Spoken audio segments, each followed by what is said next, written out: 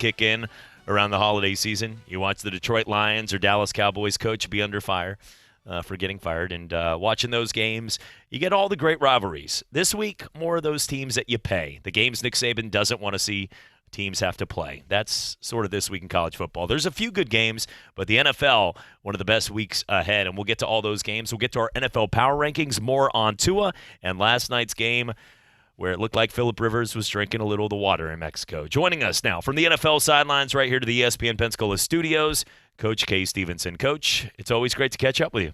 Good to be with you, Chad, as always. Let's start off with that game south of the border that clearly President Trump was not coming to this one, like the Alabama. Yeah. I don't think he wanted to be there. I'm disappointed in the game. Yeah. Primarily because I hated to see it for Phillip Rivers. You know, great. I think he's been an outstanding quarterback. I won't say great, but he's been an outstanding quarterback in the National Football League for many years. He's had to play with lack of talent. He's done a heck of a job. He's carried that football team many years. Very close. Got him very close. But I think he's lacking some talent around him, and certainly he's not making some. He didn't make some of the throws that he normally makes last night. I will say that. Certainly would hate to see that again. I was disappointed in that, but I think overall, you know, and things tend to come back to earth. You know, we anoint somebody king of the world, and first thing you know, we gotta put them in their proper perspective. And I think Kansas City's just very weak defensively, and they still have not improved that defense to the point that you would say they can stand in there against the better teams in the National Football League. I don't think they can. And, you know, if they get a couple of guys out and that speed leaves the ball game, and all of a sudden all that great passing game is not there. I think our guy had passed for only 63 yards in the first half. So a lot of things came out of the ball game. I think it opens some eyes to the future here.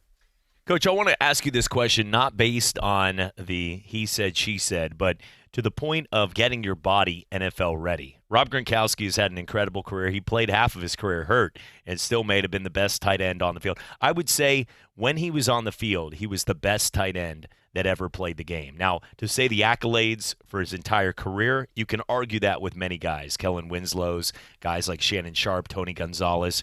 Very similar to in college football. I think you could argue that Cam Newton, for one single season, could have been looked at up there as one of the greatest quarterbacks the year he had for Auburn. However, for body of work over a 3-4 year period, you wouldn't say that. Gronkowski's saying he's not going to play in 2019. He's made that. He said for him to say that is something that you hadn't heard until this week. He said, I'm not playing in 2019. However, he said, I'm not ruling out a possible return. How hard is it for the body, though, to sit out a year of NFL football, and you've trained some of the best, you've coached some of the best. How hard is it for the body to adapt after a year of sitting out and trying to get back to being NFL ready? Well, to say it's difficult would be putting it mildly. It's going to be extremely difficult, but he's better off at this point waiting till next year and having a whole off season to prepare than to try to jump back in it right now unprepared. That would be suicide. He would still be their number one, though, based on half of Rob Gronkowski, Probably right? would. He probably would, but he would not be effective. I can just tell you he would not be effective. And he'd probably get hurt. Coach, I want to ask you this just based on that sometimes saying the right thing, everybody says being honest is the best policy.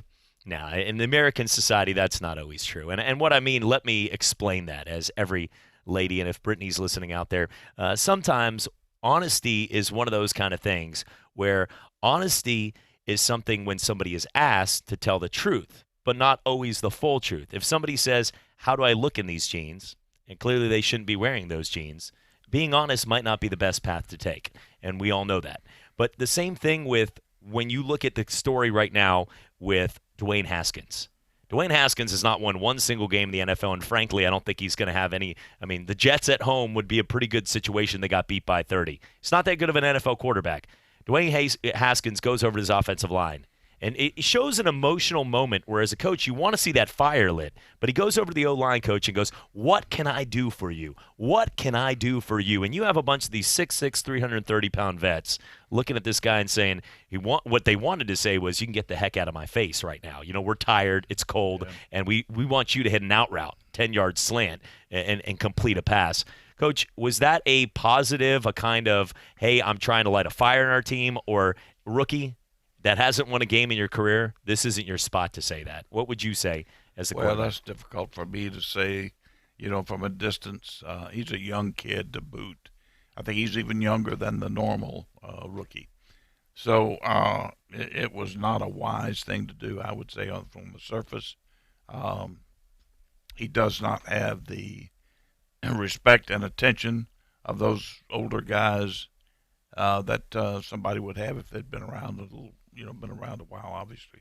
So I don't think it was a good thing to do, but you could in more subtle ways, you can show the beginning of leadership. You can't really show leadership until you've done it on the field, but you can show where I do recognize certain things and I do understand what we're going through, those types of things, which would help, but not the way he did it. No. Coach, I don't want to spend too much time on this, more time than we have to. I know how you feel, and I think you resonate the same feelings, Jeff, myself, and many do on Colin Kaepernick. But he moves on Saturday. He moves it right before everybody's going to come. It was going to be about 31 teams.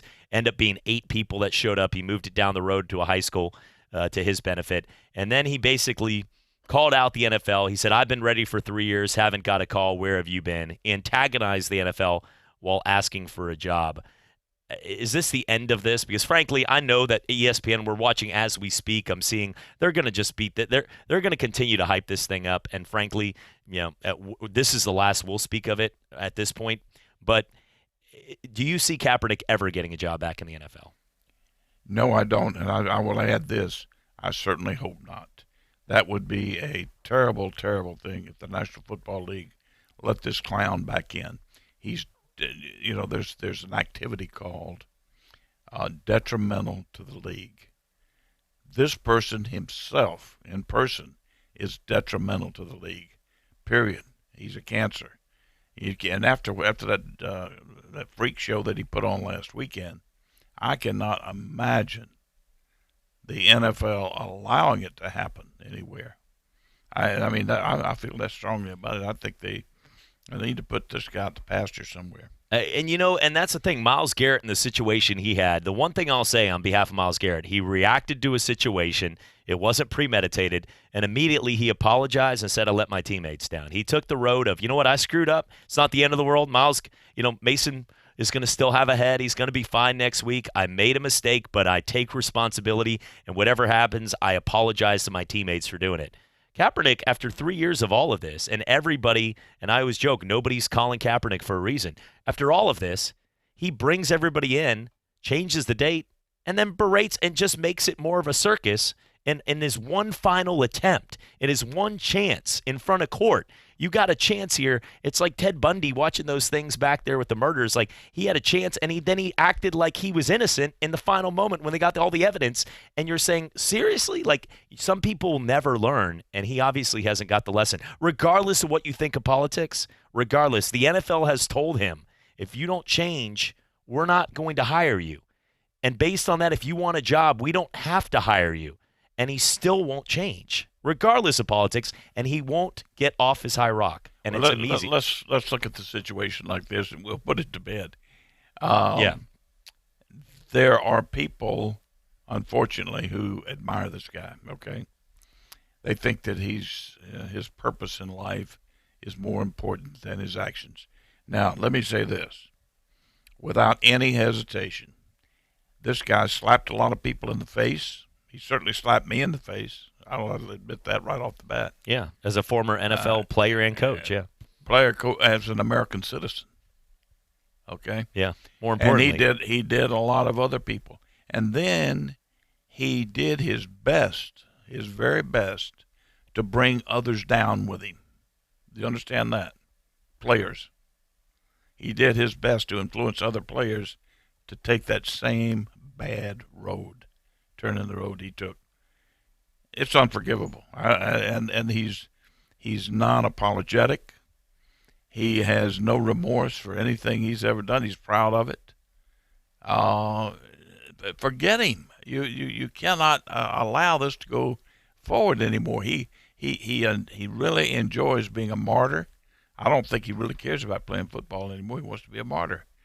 Let this guy go. If he wants to play, maybe somebody in the XFL or maybe Canada. Somebody will pick him up. I don't know. And then we're done. Now moving on here to some of the things going on right now. Coach, is there any hope when you look at the LA Chargers and what you saw yesterday in the product?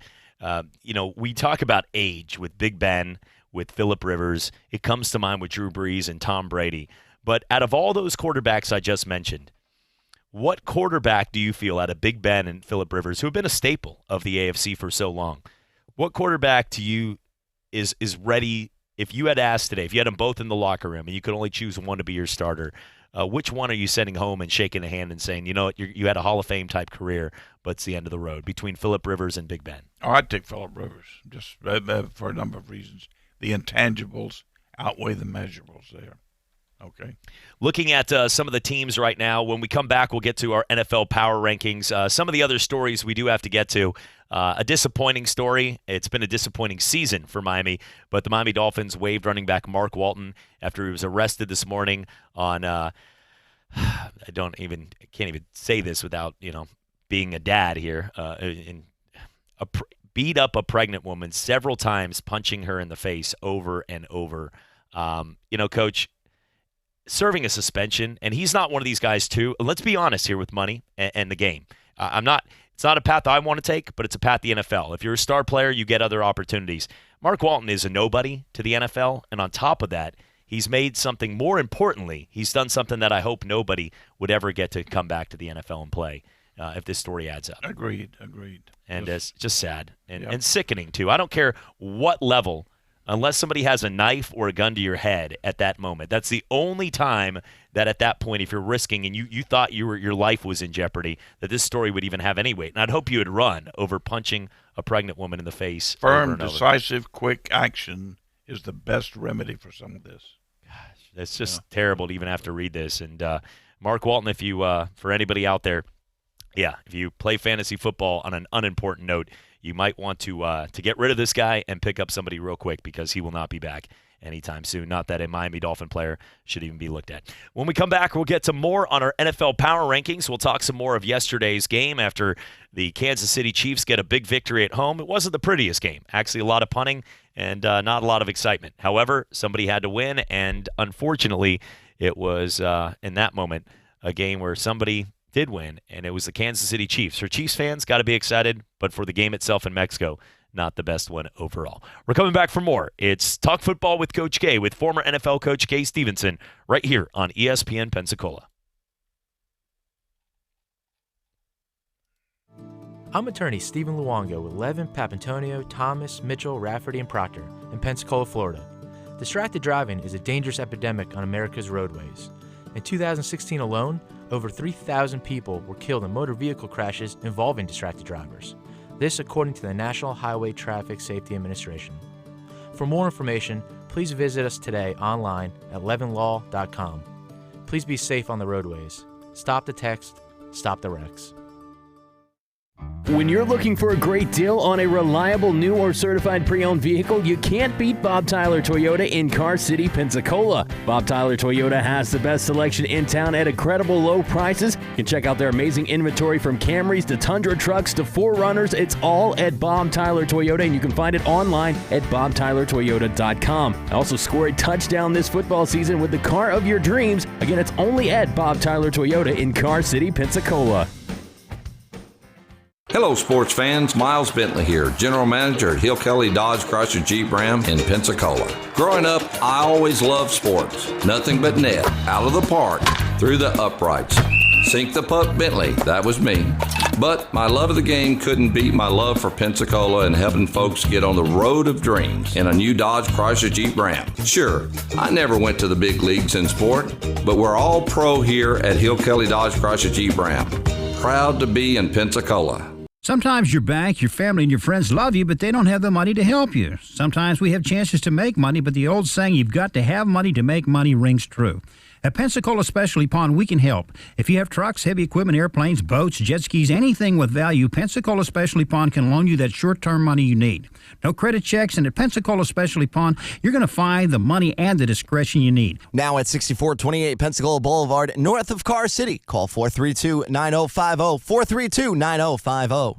Stephen A. Smith here. If you're like me, you have a mortgage and a family who depends on your income, then you need to protect the ones you love with life insurance. Life insurance can help pay off a mortgage or send the kids to college. It's peace of mind. Think you can afford it? Chances are Select Quote can help you get it for less than $1 a day. Select Quote comparison shops up to 10 highly rated companies, including Prudential, Banner Life, and Mutual of Omaha, and others, to find you the company with the best rates. For example, Select Quote could find a 35-year-old man a $500,000 policy for under $21 a month. That's less than $1 a day. Select Quote's breakthrough technology allows them to quickly match you with the best insurance company to find your best policy. Plus, quotes are free. Start protecting your family today. Call Select Quote at 1-800-601-6992. That's 1-800-601-6992. Or go to selectquote.com/Smith. Get full details in the example policy at selectquote.com/commercials. Your premium could vary depending on health, issuing company, and other factors. Not available in all states.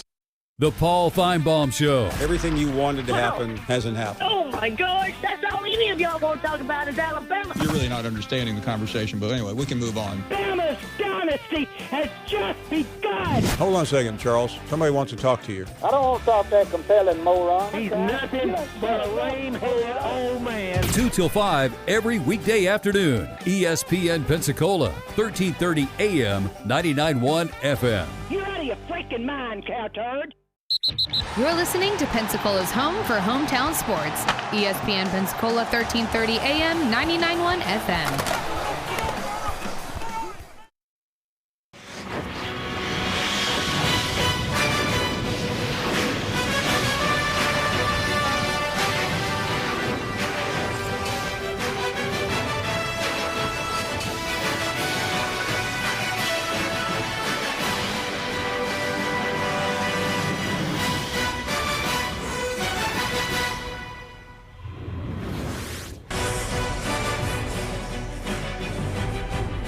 And welcome back. ESPN Pensacola, 1330 AM, 99.1 FM. Remember, too, you can go to our YouTube channel and check it out. I've got a post there, but you can always go out there and check us out on YouTube and streaming live. And Coach K doing a great job each and every day, former NFL coach. Joining us as well in studio is Jeff Price. Jeff, he's been co-hosting with me right there on the Sports Drive, and also going to be on a number of different shows with us, filling in and just being another voice. People are like, I'm sick of hearing you chat on all these shows. So joining us now as well, Jeff Price. Jeff, what's happening, my friend? Just another day. Just another day. But I tell you what, this is my first time getting to meet Coach. I've listened to him for a long time. Coach, I love all your work. I love your career. I mean, I think it's one of those things that it's cool. It's like talking to Gene Stallings, for the first time. I was like, man, this is awesome. So it's great to actually meet you in person. Thank you. That's awfully nice. Well, Coach, it's one of these two. Alex Scarborough, ESPN, he covers right there the Alabama Crimson Tide. We'll have more.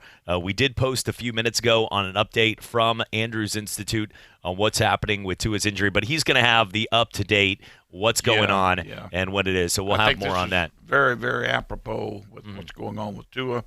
I'm sure ESPN has him right under their nose up there in Tuscaloosa, so we'll get a very, very updated report here. He seemed like he was a little busy based on that. I guess they have him doing a lot of things these days. I think with Tua and what's happening, it's a little busy time, and Alabama's not out of it. Coach, we're going to get to the NFL power rankings here, but if you had to put a gauge on good chance, okay chance, not much of a chance of Alabama getting into the college football playoff at this point, where would you gauge? I think there's a I won't say good chance, but there's a fairly decent chance that they'll get in there.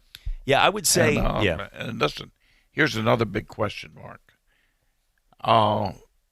Their top defensive player was hurt as well in that ball game. And now a lot is going to depend. The linebacker, and his name escapes me right now, but he will be a number 1 draft pick. And he was hurt also. I don't know how bad he was hurt. We'll find out from Alex. But that could be Are you talking about Anthony Jennings? Or no, Raekwon Davis? Raekwon Davis, yeah. Raekwon Davis was hurt. So we need to we'll find out from Alex how bad that was, because that could factor in on what kind of chance they have. If you're a player like that, like a guy like Dylan Moses, or if you're a player like Tua, do you think it's a better path to come back to college? Look, Justin Herbert could have been the number 1 pick, but coming back and what he proved this year for Oregon, and Jeff, I know you're an Oregon guy, he's proven a lot by coming back and making that happen. Do you think it's better to sit that year out if you're not comfortable knowing you'd be a number 1 pick? No, and the thing is with Justin Herbert too, and yeah, he could have been a first-round pick last year, but I think he made himself more money this year. And keep in mind too, I'm not going to get on the Oregon train. I could talk all day. But he's had, he started the first game against Auburn. They had 1 receiver that was on their roster listed as a receiver. They had 6 receivers that were injured. So you look at that, and as he's progressed this year, I think he's earned himself more money, more guaranteed money in that signing bonus. Yeah, and I think it depends on each individual, their personality, and they have to want to do that now. Don't come back if you're hesitant, because it'll be miserable. But it's good, and the pro people, I will tell you, have more respect for him for coming back and sticking it out. I do too. I mean, and frankly, you see a lot of these quarterbacks that go to teams and they end up the maturity level, Coach. That's something I don't think people understand to a level that they never will unless they're in the NFL. Coach, you've been in locker rooms. NFL Hard Knocks gives you a piece. It's like the credits at the end where you see the people's name. It doesn't really show you how much time and effort and planning on whether to shoot that in Bali or in the middle of Nicaragua or anywhere, all these movies that they do. What you need to realize is if you look at these athletes, the time and value, what it takes at that age to become a man in that locker room is night or day. And NFL Hard Knocks, those shows don't do justice. Coach, you've been there. To mature 1 year is a gift that's bigger than any gift you can have to become an NFL player. Yeah, and there are many people that say, and there's some validity to it, that the progress that they make between their first and second year is probably the most that they're going to make. It's the biggest jump, let's put it that way. Now, that's not always the case, but it's not far off. They make a lot of progress. And that's one reason is because they mature and they know what to expect when they come back the second year. Coach, our NFL power rankings as we take a look here. All right, it's time to get into some of these now. Let's go ahead and start that off right here as we go from number 1 currently, the New England Patriots. A big win right there, 9-1.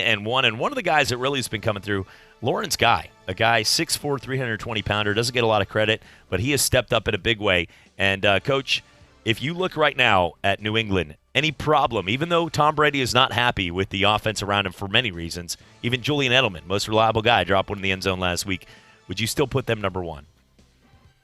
Okay, now we've got to be totally honest. And, I like the Pats, and I like everything about them.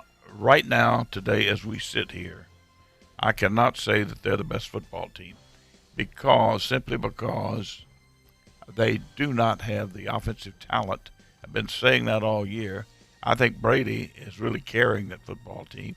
Their defense and Brady, their defensively they're playing well, except for when a good rushing football team like Baltimore ripped them up running the football and tired them out, and they couldn't play anymore. I don't think their depth is the greatest defensively. They're subject to, I think, a good running game. How do you take that many skilled running backs and tight ends away in the running game is tough to do. So I would have to say right now, contrary to what I thought I'd ever say, but maybe the best team all around in the league right now, but I think only for a short time. Right now today, it may be Baltimore. Yeah, I agree with that. And maybe down the road we'd look at New England. offensively, New England, they're lucky their defense is as good as they are. But we've seen New England do this before, where they're like, oh, well, they don't have those stars offensively, and then somehow they always find their way into the Super Bowl. You didn't say that with a lot of pizzazz and confidence there, my friend. You're supposed to be excited when you say that. Well, I don't this know. has nothing to do with the future now, because I don't think there's any way that Baltimore will be there in the future. We're just saying today, right now, what would be the strongest football team you could put on the field, and I'm not real hip or high on Baltimore. But I think they've done a good job putting that run game together. Nobody's been able to stop it so far. Somebody will. Somebody will stop it enough that they have to throw the football and put points on the board. And then what do? I want to see them have to throw the football to stay in the game or to win it. And I don't think they can do that. So, anyway, well, this is an interesting process we're going through here. We can't get past one. I think in the end, if I had my choice in the end, I think some way they'll find a way to patch it together, and New England will end up being the best in the league. Well, and by the pessimistic attitude that he just showed, I'm now regretting all these decisions about all this kindness. I've talked to this guy being my listen. I don't know. I feel like that.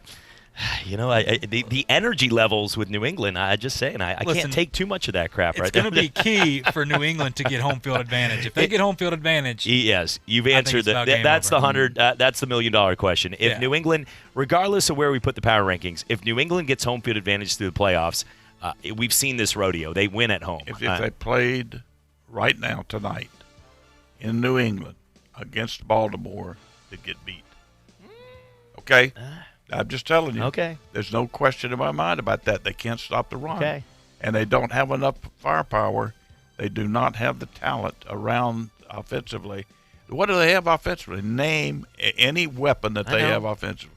They just went to – they did the same thing against Philly. They just find a way to win, though. I know. But I know, but Baltimore, you're right. They have enough firepower right now. Baltimore's just clicking. We're talking about winning a game tonight, but we're not talking about winning a game at the end of the season. You're right, Coach. And Belichick will learn the worst thing that can happen. My brother actually said this. I hate giving him credit. But the worst thing that could happen to Baltimore was for them to really long-term beat New England early, because they ticked off Belichick, and he's going to have a blueprint on everything to identify how to change that if they correct it. Because they'll meet again in the playoffs, and he'll have a completely different game plan. And you rarely outsmart Belichick and Brady twice, no matter what. And looking at that, and they'll be tested this week. Very intriguing matchup. Dallas, who needs those wins, will go to New England. Yeah. That's a huge matchup right there. Number 2 in the rankings. We spent enough time on them at number 1. I think we all agree. I'm going to admit this too, and this could be a confidence boost. I think Baltimore's number 1 too right now. Number 2, would we put the New England Patriots there in that spot? I think you have to, just because of what we've talked about. Number 3 on the list, big comeback win. They were calling it the worst beat in the history of Las Vegas. It was. The game went down to -9.5 at one point for the San Francisco 49ers. They won by 10. They were down by 3 with 25 seconds left in the game. They score a touchdown. Kyler Murray gets the ball back, throwing it around the field. It gets flopped in the air twice. San Francisco goes in and wins by 10 on the final second. Regardless of that, I don't care if you lost money. That's on you and your wife to have that conversation. This one right here, though, Coach, you have San Francisco checking at number 3 at 9-1 after that win. San Francisco and Minnesota interchangeable there. Okay. I think with George Kittle, I like he's a huge playmaker. I do too. I agree with that. Yeah. Number 4 on the list, they have the Seattle Seahawks right now at 8-2. I know your favorite coach right there in Pete Carroll. I like. I'll be honest with you. And I think a big boost. I'm just going to tell you, momentum and winning breeds winning. Okay.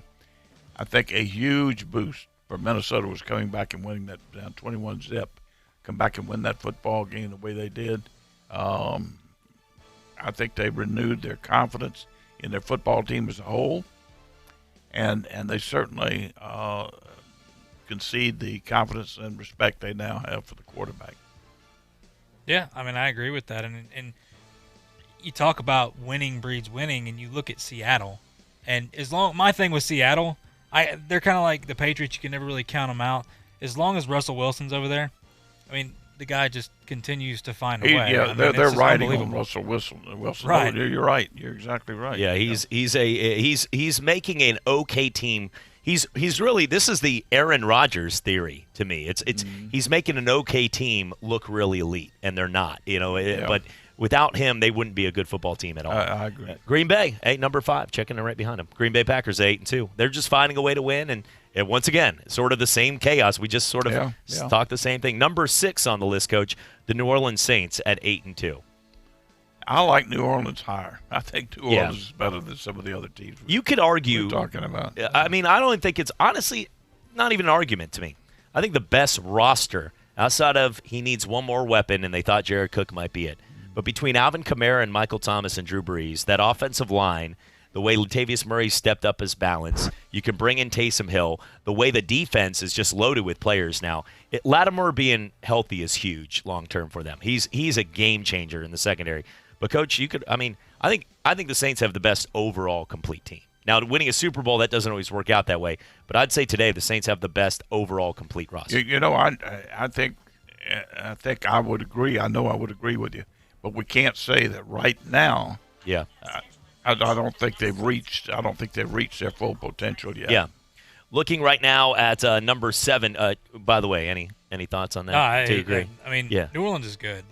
That loss to Atlanta, people are leaving a sour taste in their mouth like they're no good anymore. Atlanta's one of the hottest teams in the past couple weeks, the way they've played. So just forget all that. New Orleans is still fantastic. It's not something your coach wants to see, but it's not bad once in a while to get your you-know-what beat in by a team. It's a wake-up call. Because what did they do last week? They turned around and took it out on Tampa. Sure. And sometimes that's a good feeling. Number 7, to take it out on Tampa right now, that's a lot of people are using that theory. Number 7, Minnesota Vikings. They could be higher, Coach. Just we're basing this on 8-3. I thought they showed a lot of confidence. They were down 20-0. Can we stop? Denver Broncos aren't a horrible football team. They just they don't have enough offensive firepower. Their defense is very good with a lot of game changers on there. Yep. Agreed. Number 8 on the list, the Kansas City Chiefs, now at 7-4. Yeah, terrible defense. But okay. Dallas Cowboys checking in at number 9 on the list. I agree with that. Now, I think the better way to do this, in my opinion, is you have the upper echelon 2 or 3 teams, and then you're going to have a number of those teams that are they're bunched together, meaning the next level down.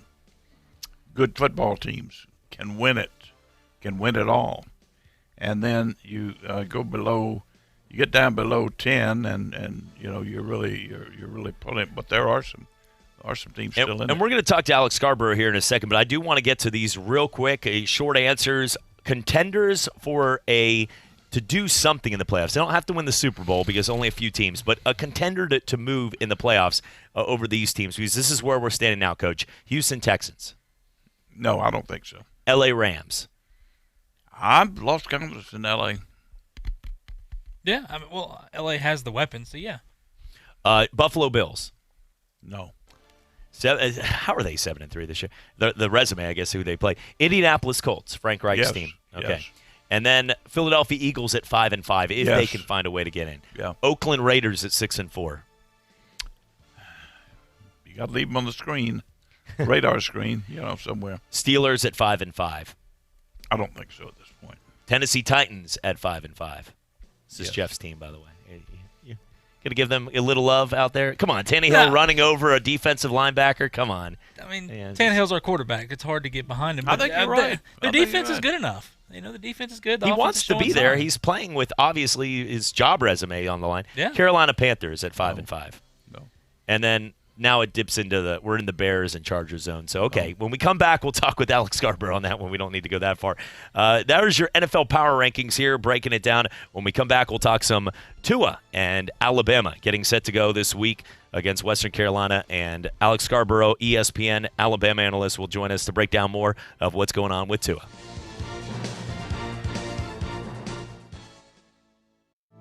I'm attorney Stephen Luongo with Levin, Papantonio, Thomas, Mitchell, Rafferty, and Proctor in Pensacola, Florida. Distracted driving is a dangerous epidemic on America's roadways. In 2016 alone, over 3,000 people were killed in motor vehicle crashes involving distracted drivers. This according to the National Highway Traffic Safety Administration. For more information, please visit us today online at levinlaw.com. Please be safe on the roadways. Stop the text, stop the wrecks. When you're looking for a great deal on a reliable new or certified pre-owned vehicle, you can't beat Bob Tyler Toyota in Car City, Pensacola. Bob Tyler Toyota has the best selection in town at incredible low prices. You can check out their amazing inventory from Camrys to Tundra trucks to 4Runners. It's all at Bob Tyler Toyota, and you can find it online at bobtylertoyota.com. Also score a touchdown this football season with the car of your dreams. Again, it's only at Bob Tyler Toyota in Car City, Pensacola. Hello, sports fans. Miles Bentley here, General Manager at Hill Kelly Dodge Chrysler Jeep Ram in Pensacola. Growing up, I always loved sports. Nothing but net, out of the park, through the uprights. Sink the puck Bentley, that was me. But my love of the game couldn't beat my love for Pensacola and helping folks get on the road of dreams in a new Dodge Chrysler Jeep Ram. Sure, I never went to the big leagues in sport, but we're all pro here at Hill Kelly Dodge Chrysler Jeep Ram. Proud to be in Pensacola. Calling all Florida State Seminole fans, Tomahawk Talk is here. Tune in each Wednesday afternoon from 1 till 2 right here on ESPN Pensacola 99.1 AM 1330 to get the latest on Florida State football. Hear from the experts, the superfans, and even some former players about what's happening on the field from the sidelines to the locker room. It's Tomahawk Talk this Wednesday starting at 1 o'clock on ESPN Pensacola 99.1 AM 1330. Presented in part by Gross & Schuster, Attorney at Law. This human resources professional is a rock star thanks to Kronos. And this is her hype song. I'm the spark before the fire. I'm the power in the train. I have HR, payroll, talent, and time. I'm the dream and you should know that. Now we're engaging all the best people. Kronos, HR solutions for the modern workforce and the people who support them. Learn more at kronos.com/HR swagger. Right now at the Home Depot, 'tis better to give and receive. Buy a Ryobi One Plus battery kit for just $149 and receive a select Ryobi One Plus tool free. Your choice from cordless drills to saws, even a radio. That'll make one powerful gift come Christmas morning. Actually, two powerful gifts. Buy a battery kit, get a tool for free. Only at the Home Depot. More saving, more doing. Valid through January 29th. Items must be scanned at checkout to apply while supplies last. You're listening to Pensacola's home for hometown sports. ESPN Pensacola 1330 AM, 99.1 FM.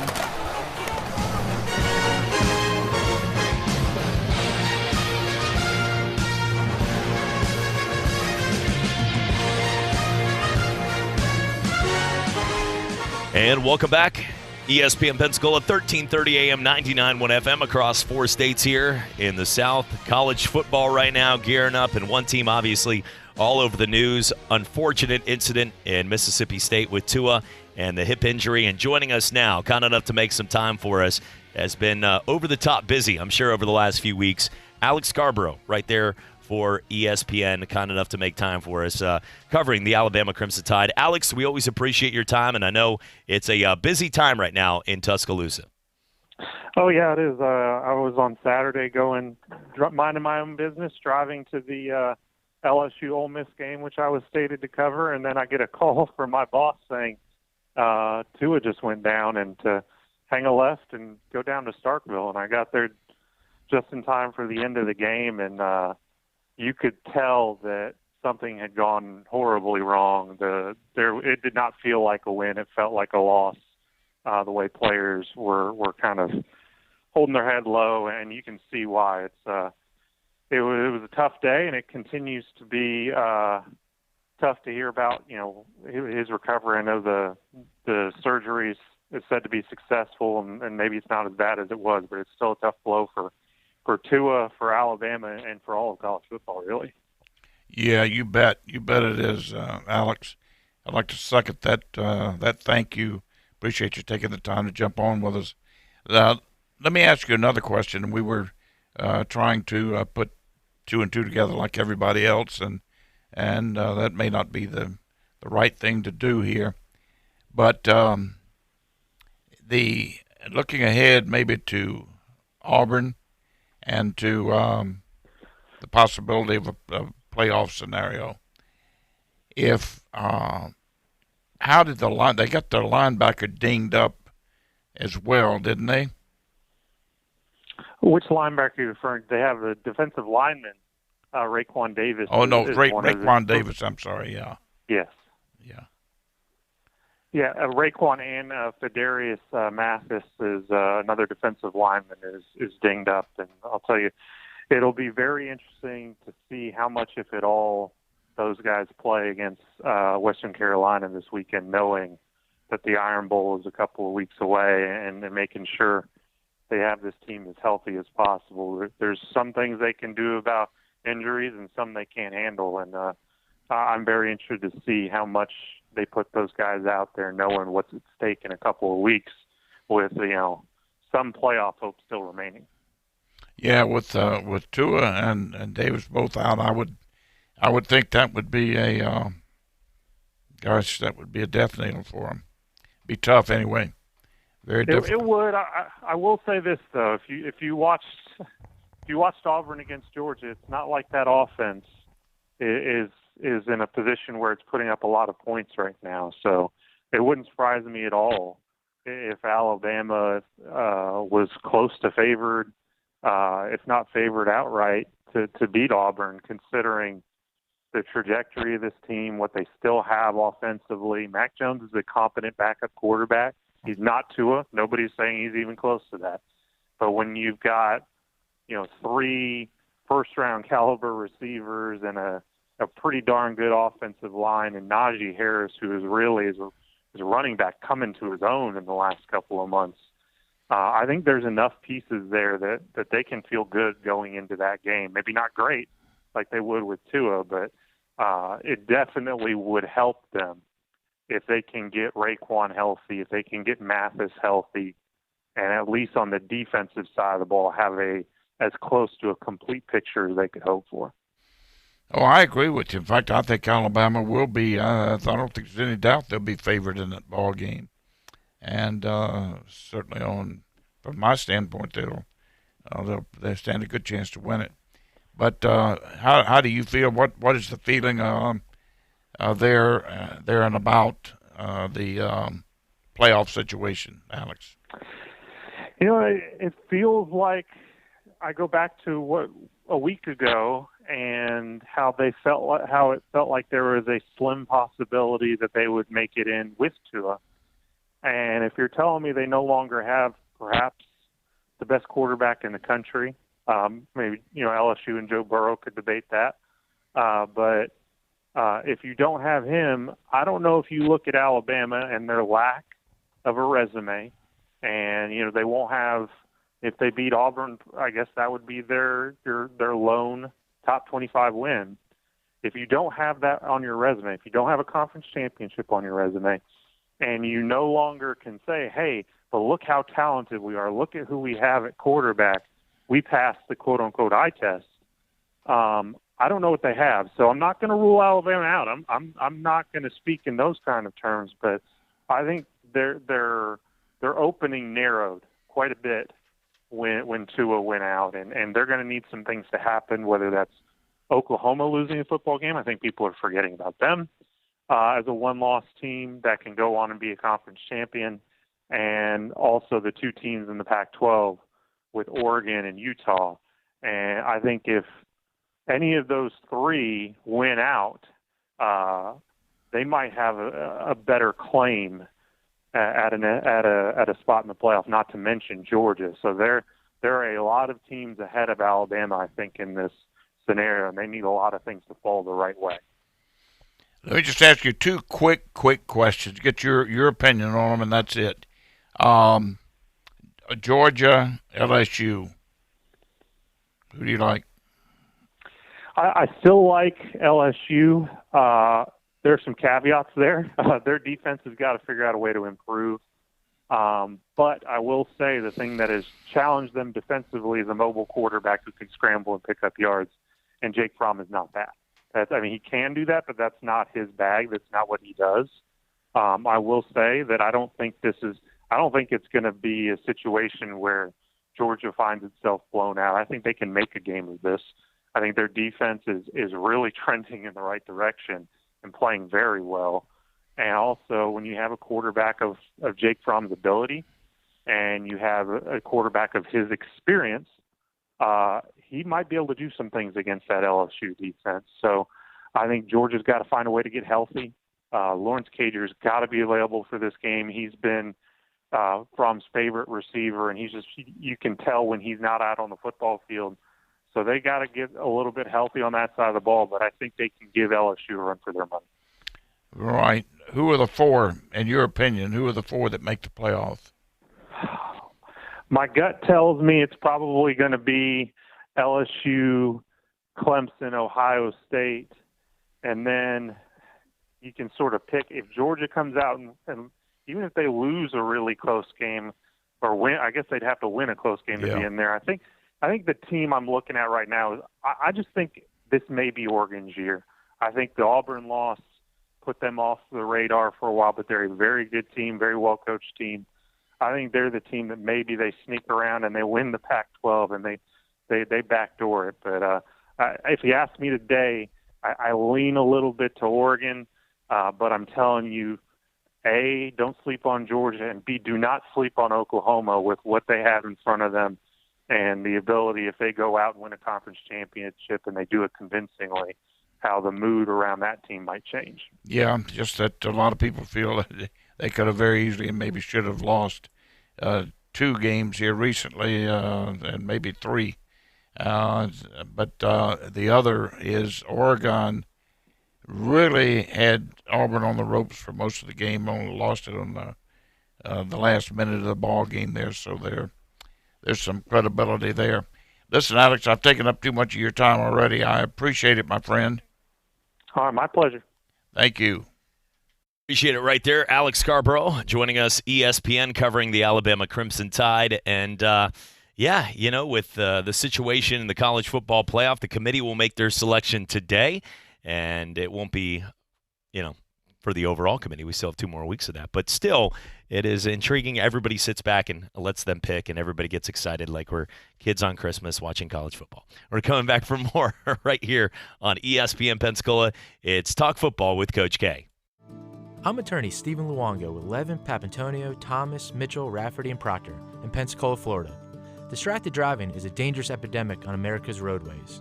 In 2016 alone, over 3,000 people were killed in motor vehicle crashes involving distracted drivers.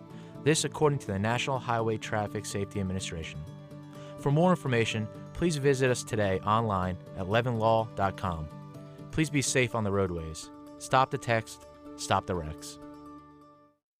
When you're looking for a great deal on a reliable new or certified pre-owned vehicle, you can't beat Bob Tyler Toyota in Car City, Pensacola. Bob Tyler Toyota has the best selection in town at incredible low prices. You can check out their amazing inventory from Camrys to Tundra trucks to 4Runners. It's all at Bob Tyler Toyota, and you can find it online at bobtylertoyota.com. And also score a touchdown this football season with the car of your dreams. Again, it's only at Bob Tyler Toyota in Car City, Pensacola.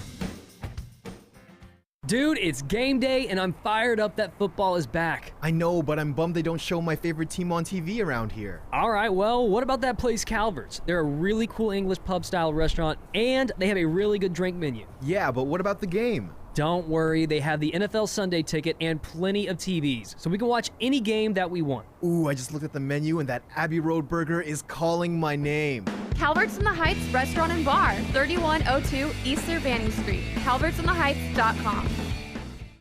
There's only one place in town for the lowest prices and greatest selection of firearms. Pensacola Indoor Shooting Range. Visit our fully stocked Gun Pro shop for new and used firearms, accessories, and ammunition. Check out the Indoor Shooting Range. We offer rentals on guns, including fully automatic machine guns and silencers. Ladies, this is the safe place to learn how to use a gun. Plus, Tuesday is Ladies' Day. Women shoot for half price all day. The best place to buy firearms in Pensacola. Pensacola Indoor Shooting Range. Highway 29 in Car City. I'm officially a Vivid Seats Hall of Famer. A what? Vivid Seats launched a new app with Vivid Seats Rewards, and I earn credit on every purchase I make through the new Vivid Seats app. The more live events you attend, the more you earn. Was it hard to join? Nope. All I had to do was download the Vivid Seats app and use it to buy my tickets. The more you spend through the app, the more credits you earn. Don't just get any seat. Get a Vivid seat. Vivid Seats. Vivid Seats. You're in charge of hiring, and Indeed has solutions, like online skills tests, which let a candidate show that they're the right hire. And we give you this toy monkey, which will bang its cymbals when the right resume appears. Okay, there is no monkey. I said there is no monkey! But skills tests, that's a for sure. See why independent research by Silk Road shows Indeed delivers 3 times more hires than any other job site. Visit Indeed.com/promo today and get a free sponsored job upgrade on your first posting. Terms, conditions, and exclusions apply. All UWF this Saturday on Sports Call with Davis and Justin. Will Kennedy joins us to break down Wingate versus UWF in the first round of the D2 playoffs. That's this Saturday on Sports Call with Davis and Justin on ESPN Pensacola 1330 AM, 99.1 FM. Welcome to ESPN Pensacola 1330 FM 99.1. Pensacola's home to the best talk in sports, new and improved. We are ESPN Pensacola 1330 and FM 99.1. You're listening to Pensacola's home for hometown sports. ESPN Pensacola 1330 AM, 99.1 FM.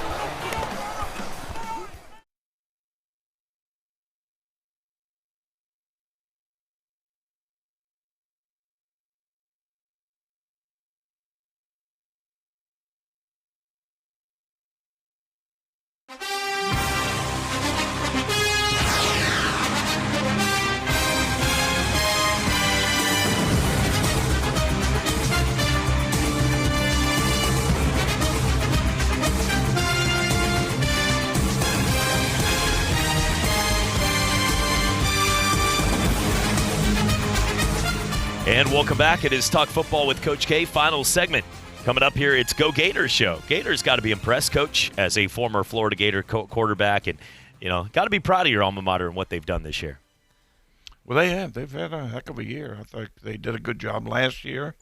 Thought he did an exceptional job coming back and doing another great job this year. Listen, they're going to be in a very, very big bowl game, which is helps recruiting and other economic woes in your university. So be a big one for them.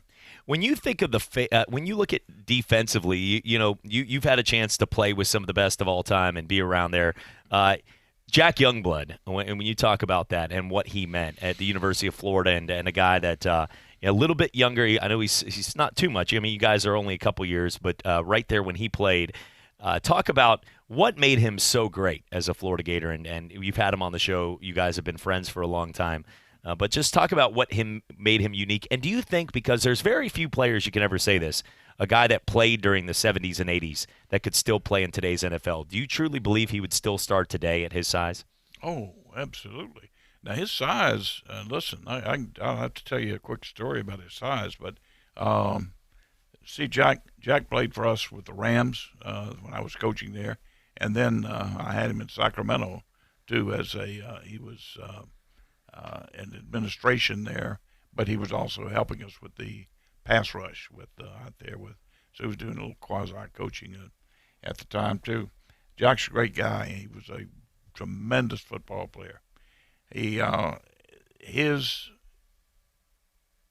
competitiveness, attention to detail,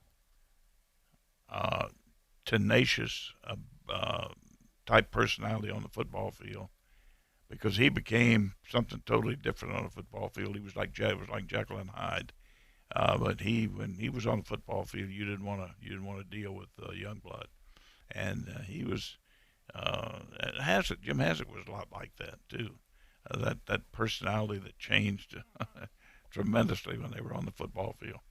But and Jack had great ability. See, here's the thing about him. He had great athletic ability for his size. He could do things that others couldn't, and he was exceptionally strong. We had him out there, 77, he and Freddie Dreyer. Fred Dreyer was, messing around there with the movie possibilities and so on, and television, and he always kept his body. Fred Dreyer never weighed over 227 pounds as a defensive end. And he got Youngblood in the off season on this body beautiful thing. And so we go into camp, and here are two defensive ends. Freddie weighed about 227, and Jack was down to 228, 229.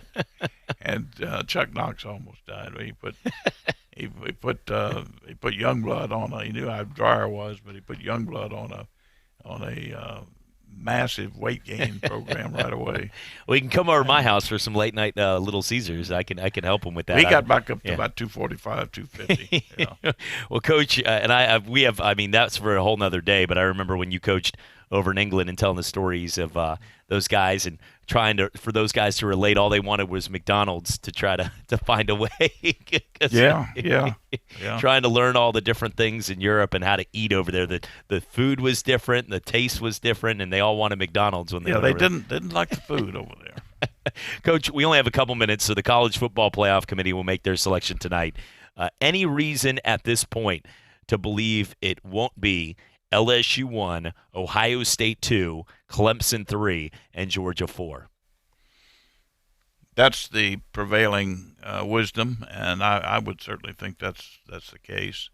Can't imagine going any other way right now.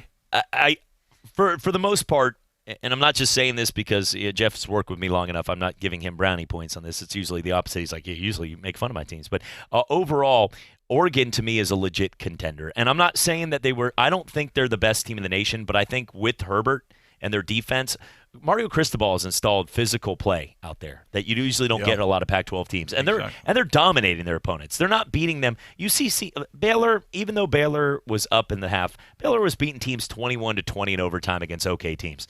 Oregon's destroying teams 39-7, 48-7. Well, you see a little Alabama. Cristobal coached at Alabama with Saban. You see a little Alabama in there, and I tell you, this quarterback has made a heck of a difference out there. He is genuinely an NFL quarterback. I really hope that they either get a shot, or I hope that we down the road can change the system, because it would be a shame if they go out there and they destroy Utah. And really the only game we have to judge them in, and the game that I hope most people are watching, that Auburn game. It was the best game that week. And it was right before the next week was Texas, LSU, all the games. But Oregon and Alabama, Oregon and Auburn, if you watch that game, Oregon looked like the better football team for 3.5 quarters. Yeah, they did. Let's not – you can look at the end result. Auburn did win. Bo Nix, solidified. Little kid in the stands watching Cam Newton win that game to now getting a chance at winning that. A huge moment he'll always remember. But Oregon's – let's not just throwing in the Pac-12 label. They're a good football team, and I hope they get a shot. They really are good. So we'll see. Utah's pretty solid. I don't think they're Oregon, though. I think they win that game. They got a physical team as well, and they always are pesky out there in the mountains. Coach, only a few minutes left here as, there's the music. So enjoyed it. Thank you for everything. And a reminder for the folks out there, we have our Pick'ems contest, and we will go ahead and post that. You can get in there. Texas A&M and Georgia, a game this week. A lot of people have a chance to get involved with that in our Pick'ems contest with Texas A&M and Georgia. And we'll also get to Penn State and Ohio State, too. We'll have a chance you could pick between those two in there. Coach, enjoyed it. Enjoyed it. Thank you, Jeff, for being with us. Yeah. All right. For all of us here, for Jeff Price, for Coach K. Stevenson, I'm Chad Brilliante. Coming up, Go Gators right here on ESPN Pensacola. You've been listening to Talk Football with Coach K. Stevenson. FM. If you would like to be a part of ESPN Pensacola as a sponsor or promotional partner, just give us a call at 262-6000 or visit our website at ESPNpensacola.com. ESPN Pensacola, 1330 AM, 99.1 FM. WEBY, Milton, Pensacola. ESPN Pensacola, 1330 AM, 99.1 FM. I'm Davis Allen with your sports headlines. In the NFL, Daniel Sorensen intercepted Phillip Rivers' pass at the goal line with 18 seconds left as the Kansas City Chiefs hold on to defeat the Los Angeles Chargers 24-17. The game was played in Mexico City's Azteca Stadium. With that win, it pushes the Chiefs' record to 7 wins and 4 losses, while the Los Angeles Chargers slide back to 4-7. Cleveland Browns defensive end Myles Garrett will have his appeal heard Wednesday after the 2017 number 1 overall pick was suspended indefinitely by the league for ripping off the helmet of Steelers quarterback Mason Rudolph and hitting him across the head with it in the final seconds of last Thursday's win over Pittsburgh. Garrett has 10 sacks on the season, making him one of the leaders in the NFL in sacks, but he has been banned for the final 6 games of the season and playoffs if Cleveland does manage to qualify. In college football, Alabama quarterback Tua Tagovailoa has undergone surgery on his right hip injury, with team surgeon Dr. Lyle Kane saying Tagovailoa is expected to make a full recovery. Kane said the prognosis is, quote, excellent for Tagovailoa, who was a potential number 1 overall draft pick before going down in Saturday's win over Mississippi State. In college basketball, after dropping from 1st to 9th in the latest AP poll following a stunning home loss to Evansville last week, Kentucky had another close call as it held off upset-minded Utah Valley 82-74 behind a career-high 26 points from Ashton Hagans. The new number 1 team in the land is Duke, followed by Louisville. They climbed up 2 spots to number 2, while Michigan State moved 1 spot ahead to number 3. And in the MLB, Derek Jeter leads a list of 18 newcomers on the 2020 Hall of Fame ballot. Other newcomers include Cliff Lee, Josh Beckett, Jason Giambi, Paul Konerko, Rafael Furcal, Bobby Abreu, and Alfonso Soriano, while notable holdovers include Curt Schilling, Roger Clemens, Barry Bonds, and Larry Walker. I'm Davis Allen with your sports headlines for ESPN Pensacola, 1330 AM, 99.1 FM.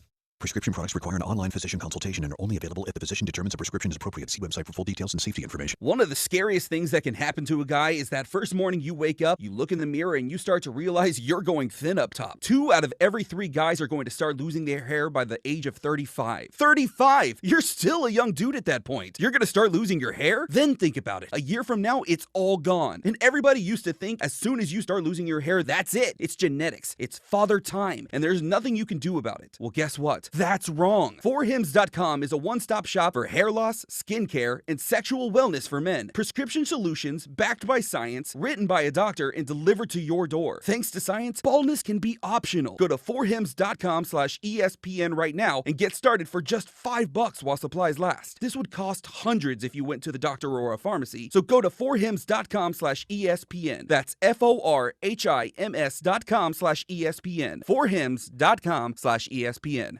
This is a message for all parents. If you as an adult think it's tough being separated or divorced, have you truly stopped to consider how your being separated or divorced affects your children? How parents treat one another, either during or after divorce, can have lifelong effects on your children. Whether you are separated from your spouse or even actually divorced, in either situation, keep in mind that you and your spouse are parents forever. Hello, my name is Stephen T. Holman, and I am a family law attorney. If you have questions regarding custody, visitation, or child support, call me today for a free consultation at 435-6909. That's 435-6909. Let's face it, in life, there is no free lunch. Are you prepared? Do you have a plan? Who can you trust? You can trust the NFCC, the nation's largest nonprofit network of credit counseling and financial education organizations. Our certified professionals will help you learn basic financial skills and give you the tools to meet financial challenges with confidence. Come learn with us at nfcc.org. It's your money. Get smart about it. A public service from the NFCC.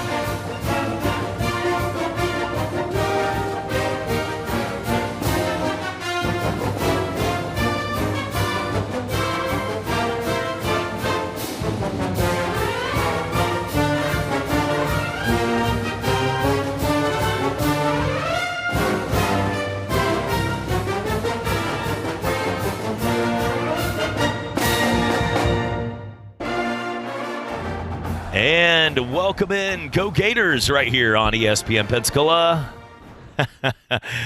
That moment right there, just singing that part right there. I know all Florida fans, but I remember growing up as a kid, and every time you heard this right here, Gators, da da da da da da da da, like all the time in the end zone, all the touchdowns, and for the first time in a while, I'll admit it because I'm the outside looking in. We're not winning fake titles. We lost to Tulsa. We suck. Moving on from that. As a Florida Gator fan out there, and this is Go Gators, brought to you by the Holman Law Firm, Stephen T. Holman, Justin Holman, congratulations. I know Justin just got married to his better half, and the Holman Law Firm doing a great job for a free consultation, because you're going through a tough divorce, the best parents are both parents in that case, and the Holman Law Firm is there for you. Now, with Florida, I remember all of those moments as a kid growing up, watching them play Peyton Manning to Jay Cutler and all the quarterbacks from Rex Grossman, Doug Johnson, Jesse Palmer, guys like Danny Werfel, obviously Chris Leak and Tim Tebow in that era,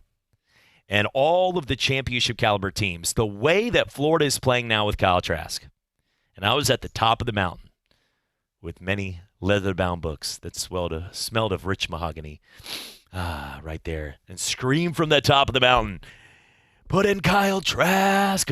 And nobody was really paying attention. Nobody wanted to hear. I was actually in a studio in Pensacola, and people wanted to get me on psychiatric medicine. Now, the difference was you could see the writing was on the wall that he was a better quarterback than Felipe Franks, the decisions he made. And he hasn't done anything over the top. He hasn't been the guy that has now jumped the board of somebody like a Joe Burrow. He's not going to get the accolades of Justin Herbert. But what Kyle Trask continues to do is just win, and win in a fashion that Florida Gator fans were used to seeing. Not these 13-10 wins. Right now, the Florida Gators, with just a few weeks left, and this week we'll get to rest, have a little fun. But for the Florida Gators, a team that had gone out there and just annihilated the teams they're supposed to annihilate, dominate the teams they're supposed to dominate. And that's exactly what you've gotten this year. A team that is sitting there right now with a chance to go to a pretty solid bowl game, according to the Bulls right now. And joining us, Jeff Price. You can hear him on Talk Football with Coach K, also with the Sports Drive, sitting in, having some fun, saving my voice from throat lozenges and having some fun. Jeff, good to see you. Thank you, by the way, for the energy drink. Did I finish that, by the way? Yeah, I did, actually. Well, it went down quick right there. That's not good whenever No, you, it's not. you I'm not realizing how many. The energy drink. I joke when I wake up in the morning, the hair is flat, and by the end of the day, it stands up like this, like a peacock. It is. I'm not even sure what day it is or what country I'm in. I think, is it America? Good. Thank God. God bless America. I was in last night in Mexico between Kansas City and San Diego. They flew me back, and congratulations. Thank you. I know. Don't even know what team it is. It's actually L.A. now, right? Is that? I'm still reporting from a game in 2014. But Barrett Robbins and I had a blast last night, by the way. We were down there. But, Jeff, for the Florida Gators, right now, if you look at where they were at the beginning of the year to now, they've got to be one of those teams in the upper echelon. When your only losses at LSU and a game that you played in a matchup against a team versus Georgia in a battle, that's a resume most everybody outside of probably a very select few of Ohio State, Alabama, and LSU, though they can't play each other. But those are the only teams I can think of at the top of my head, Clemson, that would have that kind of love when you look at where Florida should be. Yeah, I mean, and they've battled. That's the biggest thing. You know, when you look at Dan Mullen, I tell you, you go back to Trask, what a phenomenal job. You know, the Felipe Franks, I wasn't a huge fan of Felipe Franks. I think his build is great. When you look at him, if you've never watched him play football, you look at Felipe Franks and me, that guy right there, boy, he's a quarterback. Like, look how big he is, look how strong he is.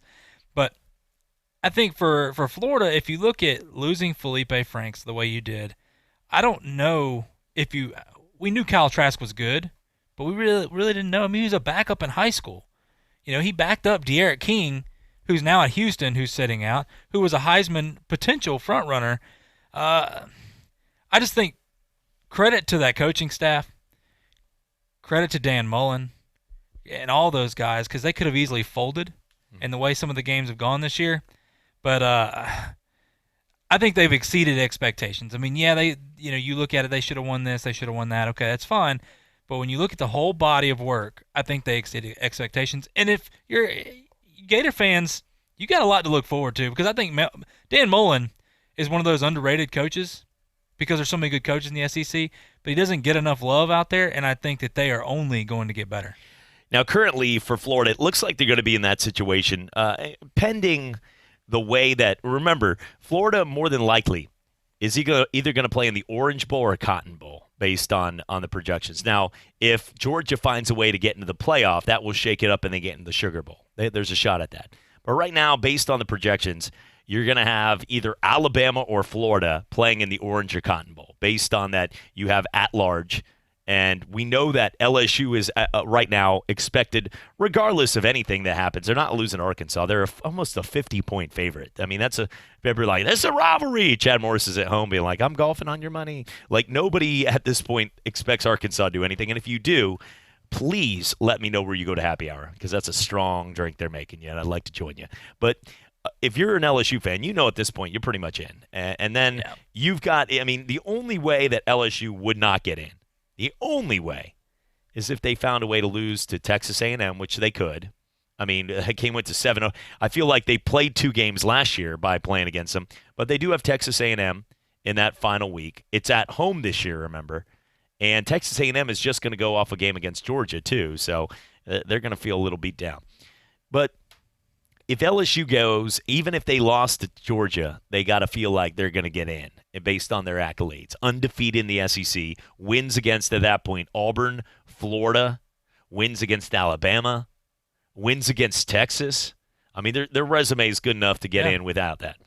But Georgia needs to win. Georgia will need to win that game. If they don't, they're going to probably get the second spot right there in the Sugar Bowl. Then you would have Alabama and Florida. But it looks like more than likely, though, unless you want to make an Alabama versus Florida matchup, which they won't. They won't do that for TV and the ratings. Well, not for the ratings, but they won't do that for the bowl games. The bowl games, one of the things is holding sacred is to put 2 teams from different conferences so we can battle out. They can party on the weekend. They can spend money. You wouldn't want to put Alabama and Florida in a game like, let's say, the Sugar Bowl, because if you did that, you're not getting a new market to spend money, to vacation. They're just going to drive down the road from their house. It's a money thing. It's a money thing. But it looks like the possibility is going to come down to they're playing against a Baylor, a Virginia, or a Memphis possibility at this point. And either way, I don't think any of their fans are going to be happy with any of those results. But that's where we're going right now with the possibility of one of the New Year's bowl games. Yeah, and that's where it's at. Who are they projected today? Memphis? Is that what I mean? Okay, it's the Cotton Bowl in Arlington, of course. Yeah. Memphis versus Florida, but here again, things could change, But yeah, you're looking at because if Oklahoma doesn't make the playoff, which there's still a chance out there, they could possibly play Baylor. I would say that Baylor game would probably be more appetizing because it's a bigger market than Memphis. But yeah, I mean, there's so many things that can happen here. But right now, CBS has them. Memphis versus Florida in the Cotton Bowl. Oh, this is an ESPN. I'm just kidding. Well, that makes my point even more. I'm just kidding. In sports, if we can't all get along in sports, by the way, like somebody the other day was like, "Oh my gosh, that's a fun." Okay, so Bozo the Clown. I'm going to reference this person as Bozo the Clown here. So Bozo the Clown. So we're not supposed to show any Fox or CBS coverage football games, correct? We're not supposed to talk about that.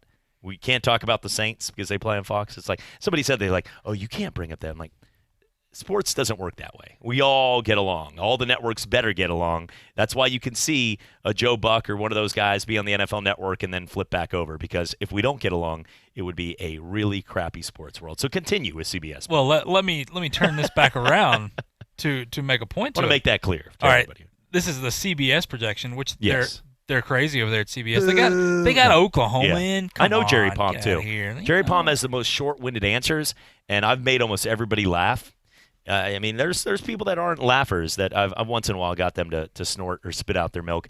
Jerry Palm was not having any of my jokes once in a while. We used to have them, yeah. We had, I think your jokes are hilarious. By the way, I was like, okay, you got the crystal ball in the palm of your hand, and he was like, yeah.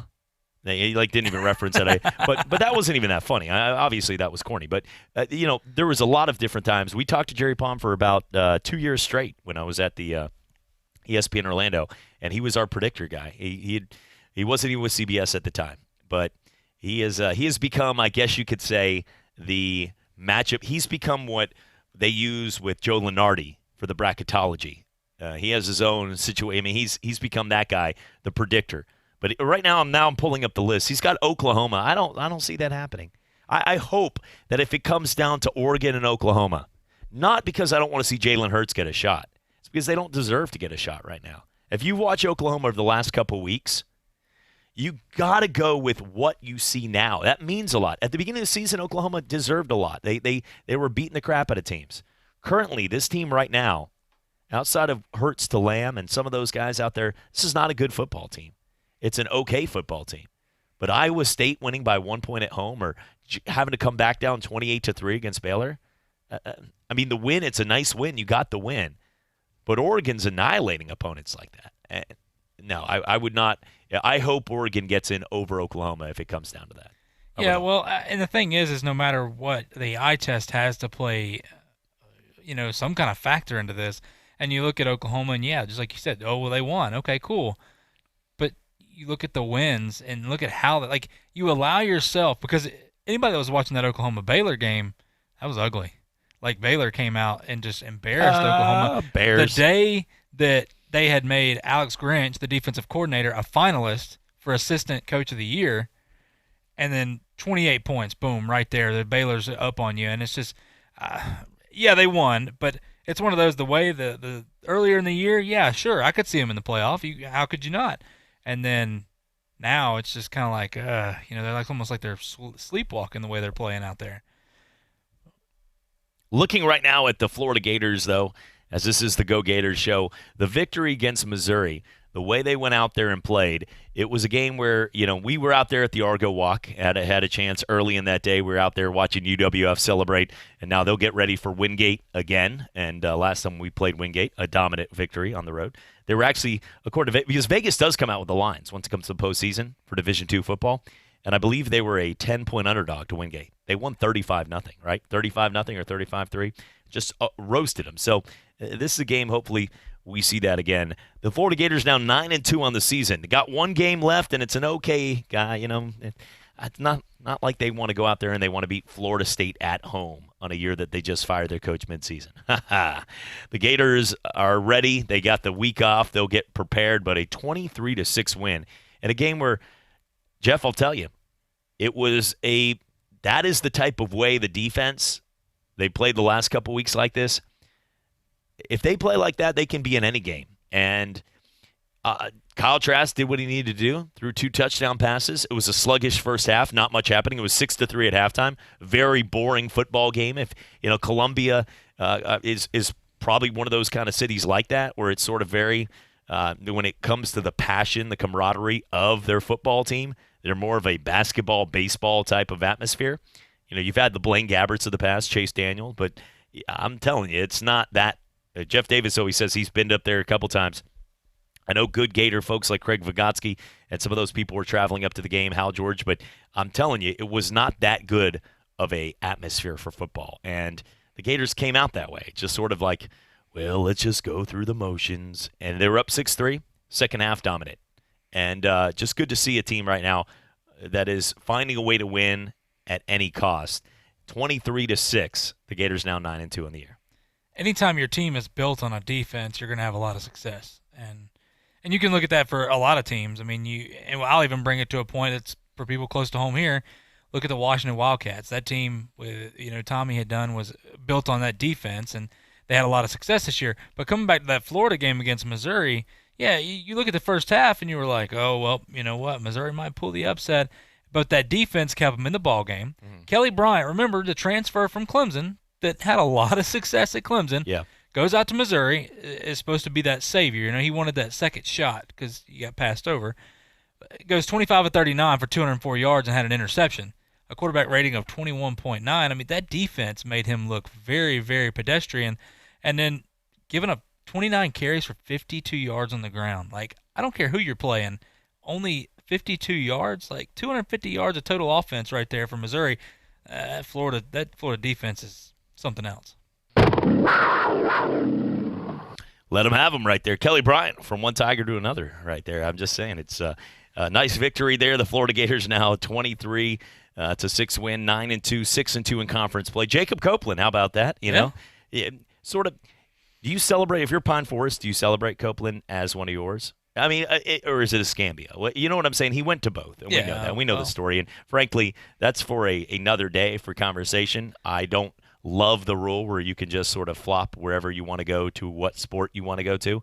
I know there's been coaches that I've talked to off of the air that have lost their job even because they made it clear how they felt about the rule. And it's not one as kids growing up. We're in the same range. I'm putting you within a 5-year window with me here. There we go. I try to look younger with the spiky hair and stuff. I'm not. I go to bed at 9:30 and watch Moana princess movies on Disney Plus last night with my daughter, and I enjoy every minute of it. I dance to it too. My dance moves were crappy, but I look right now at the way that the high school level where you can go and sort of go to transfer each school based on what sports to play and opening up that window. Jeff, when we were kids growing up, rivalries meant something, even at the Little League level. Like I remember growing up when I was in Melbourne, we were South Beach. Doug Flutie Field right there. And, our South Beaches team never wanted – we played O'Galley, Palm Bay, Melbourne.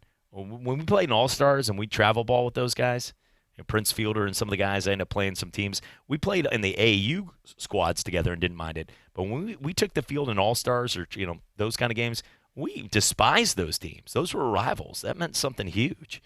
And even at this level, whether you play – or you're a four-sport guy. You play basketball, football, baseball, maybe soccer, or play one of those. They get you on both teams at the same time and don't mind if you miss a couple practices if you're that good of an athlete. I just look and say that meant something to go up against. For me to want to transfer in high school to our rival would have been tough. I'd have looked at those guys, the guys that you looked at on the weekends or when you knew you had that Friday game. Like you didn't want to, talk to them that day. You talked to them on Saturday if you saw them out with your friends in the neighborhood. I just don't see that now. And it's a shame that we're going down that path because that's all. I mean, a lot of kids are never going to get the chance to go on to play. And when we played baseball in college, guess what, kids? Here's a wake up call. Outside of your parents, unless you go to LSU or you go to Florida, one of these, you're not going to have thousands of people. Unless you get a girlfriend as a freshman in college, which, hey, that's up to you unless you're married. But, also remember you're a freshman in college, so pick wisely. Don't do that to that woman. But I'm just saying it's one of those kind of things where you want to go out there and the days of having people cheer you on and celebrate those awesome moments, they're going to go by the wayside. And embrace who you play for. Have pride in your school. Tommy's come in and done exactly that at Washington, as you said. And Scambia this week, big game in football coming up here. Mike Bennett's won a title. He knows what that takes.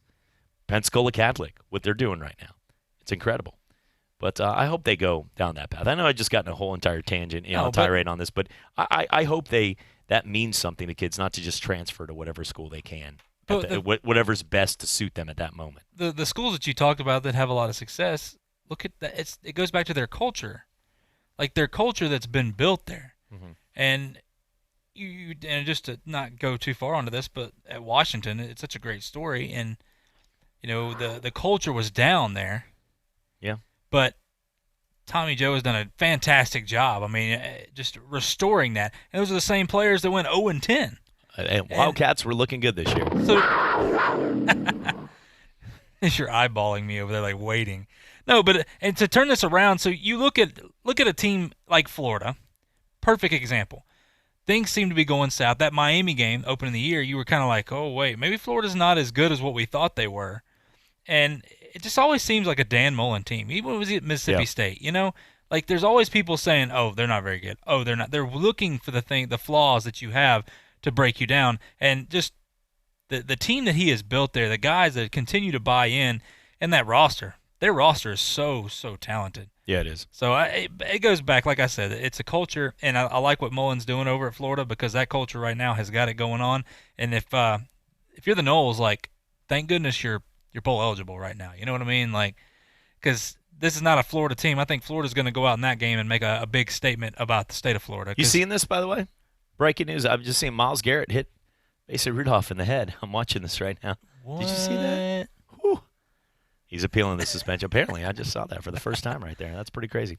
When we come back, we're going to hear from Dan Mullen as he will break down Florida's victory and getting ready after the bye week for Florida State and still what it means for recruiting. Look, Odell, over the last 3 games, Odell is 3-0. Don't have to mention that Southern Miss, Boston College, Alabama State. Maybe I just did. Go Gators right here, ESPN Pensacola. Saturdays are meant for sports, so Sports Call with Davis and Justin is here to kick off your sports weekend. College football, the NFL, the MLB, the NBA, the PGA Tour. If it's happening on Saturday, we're talking about it. Plus, weekly interviews with the players, coaches, and fellow journalists. Be a part of the show by calling or texting in at 623-1330. Sports Call with Davis and Justin every Saturday from 11 to 1 on ESPN Pensacola 1330 AM, 99.1 FM. This is a message for all parents. If you as an adult think it's tough being separated or divorced, have you truly stopped to consider how your being separated or divorced affects your children? How parents treat one another, either during or after divorce, can have lifelong effects on your children. Whether you are separated from your spouse or even actually divorced, in either situation, keep in mind that you and your spouse are parents forever. Hello, my name is Stephen T. Holman, and I am a family law attorney. If you have questions regarding custody, visitation, or child support, call me today for a free consultation at 435-6909. That's 435-6909.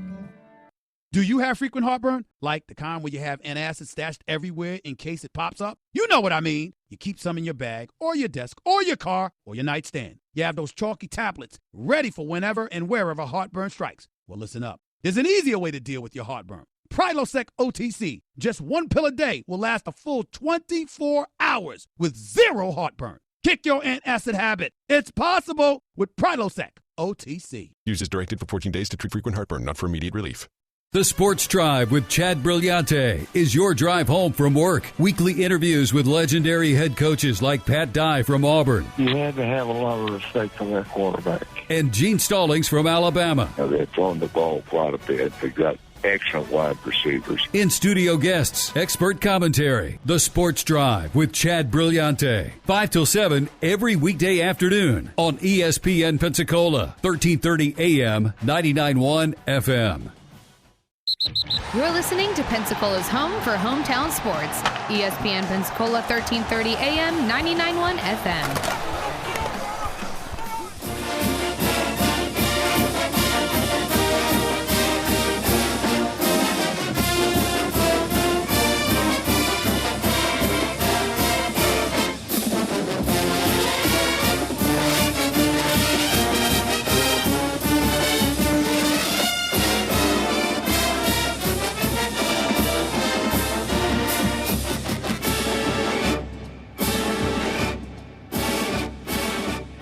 And welcome back. It is Go Gators right here on ESPN Pensacola, brought to you by the Holman Law Firm.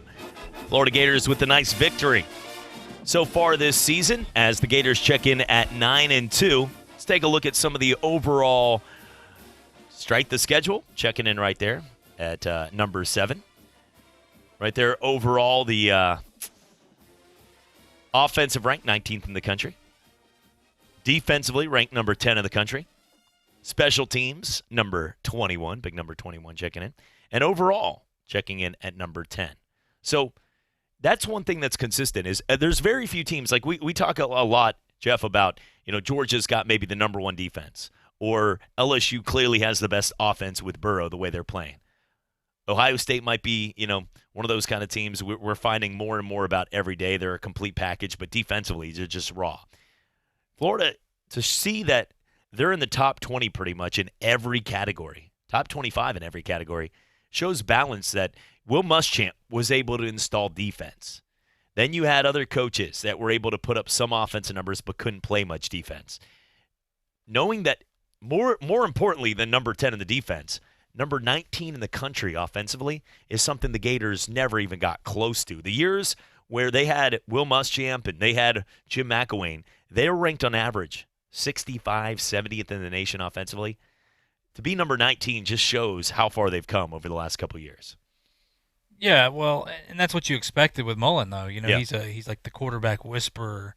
He came in and what he's instilled is fantastic, and it's made that Florida team, I guess, I hate to say unwatchable is what they were before, because you just kind of knew, like, the defense is good. Yeah, the defense is good, but that offense is just atrocious. We remember the guys, like, running into each other and all that kind of stuff, and that's kind of where you were with it. And what Mullen's done now is he's watched it like, this is a team that you offensively do not sleep on them. You don't want to play them because they have weapons everywhere, and that's again, that's where I think Florida's going to continue to get stronger with that roster. They have some young guys out there, and we talk about like Jacob Copeland, a guy from Pensacola here, but there's just so many guys. And here's the other part. Where Florida was struggling to get those offensive recruits, we knew they could get the defense. Everybody wanted to go play defense there. They were fantastic. Mullen is a fantastic recruiter, but now they're going out and getting those guys that they want on offense, and that's why I say, like, give him more time. Every year he's just going to create almost like a dynasty for him. Jacob Copeland with 3 catches, 23 yards. He continues to get better. A guy that has been consistent. I mean, remember, he's young. He's a freshman. He's going to get his chances. Jeffrey D brought up a good point, being a Gator and following them. I mean, this is his thing. That's his bag, baby. And when he goes out there and he talks about it, they're going to lose right now. 6 of their top 7 guys will be gone next year as seniors or leave early as juniors, the possibility. You know, when you look at Grimes or Hammonds or what you see out of, you know, even a Kadarius Toney and the way he plays, and he doesn't get many touches these days, but still involved in the games. But up and down the board, you can look at, obviously, Van Jefferson, one of the number 1 targets. You know, Freddie Swain. These guys are all getting touches, and they all make an impact. But Kyle Pitts probably is the most talented. I think he's got the highest stock. I've watched him play. You know, sort of one of those athletic-type tight ends that can make the mold of what the NFL is going towards. He had a huge game against LSU with over 100 yards. But, you know, Freddie Swain, Jefferson, Grimes, Copeland, Cleveland, all these guys, Hammond, they're all going to be, all the guys I just mentioned, very balanced cast. A lot of colleges, they'll have 1 or 2 guys that get all the touches. You get 1 or 2 guys, like in that air raid for West Virginia last year. You knew that there was Jennings was going to get his. You knew there was just a few guys that were just going to go for 200 yards, where for Florida, it's a balanced attack across the board. It makes them more of a threat, too. But Copeland's going to be the leader next year, one of the top guys for that. So he's been consistent last couple of weeks, but he's only getting better, and he's one heck of an athlete. I truly believe everybody I've talked to about him playing on Sunday say for sure. He's got that kind of – you wouldn't be riding around with Nick Saban in a Mercedes-Benz if you didn't have that shot to play on Sunday. He's that good. And he didn't have to do that. He didn't get paid like Matthew McConaughey for the commercial. But I'm telling you, he knows that this kid's an athlete, and he's only getting better and more comfortable. I thought he was I called high school football. We've both called high school football for TV and done it for the last, over about 6-7 years in this market. And, Jeff, I remember watching him, and I think I respect your value of your opinion as Blake breaking down these guys. We both got to be the color analysts that would get to sit back and watch them. It was more of the fun job besides, and it's a beautiful day. And then Christian would say, it's 75 with a partly cloudy chance over here, 30% chance of precipitation in the clouds here. But I love that we got to watch those teams play and realize that Jacob Copeland, he was a little raw. You could tell he was raw. He didn't dominate a while, even on those Escambia teams. They didn't dominate. Sometimes you get a guy of this caliber, and one player can dominate your opponents. He didn't. They would lose football games. But he was just an athlete, and you could tell he was going to make plays. Frank Passant, he's an athlete. He's a game changer, too. But he's an athlete that's going to be able to make plays at the next level. Copeland, though, is getting better, and I think we're seeing that. And he's getting more opportunities. 3 catches this week in the victory against Missouri.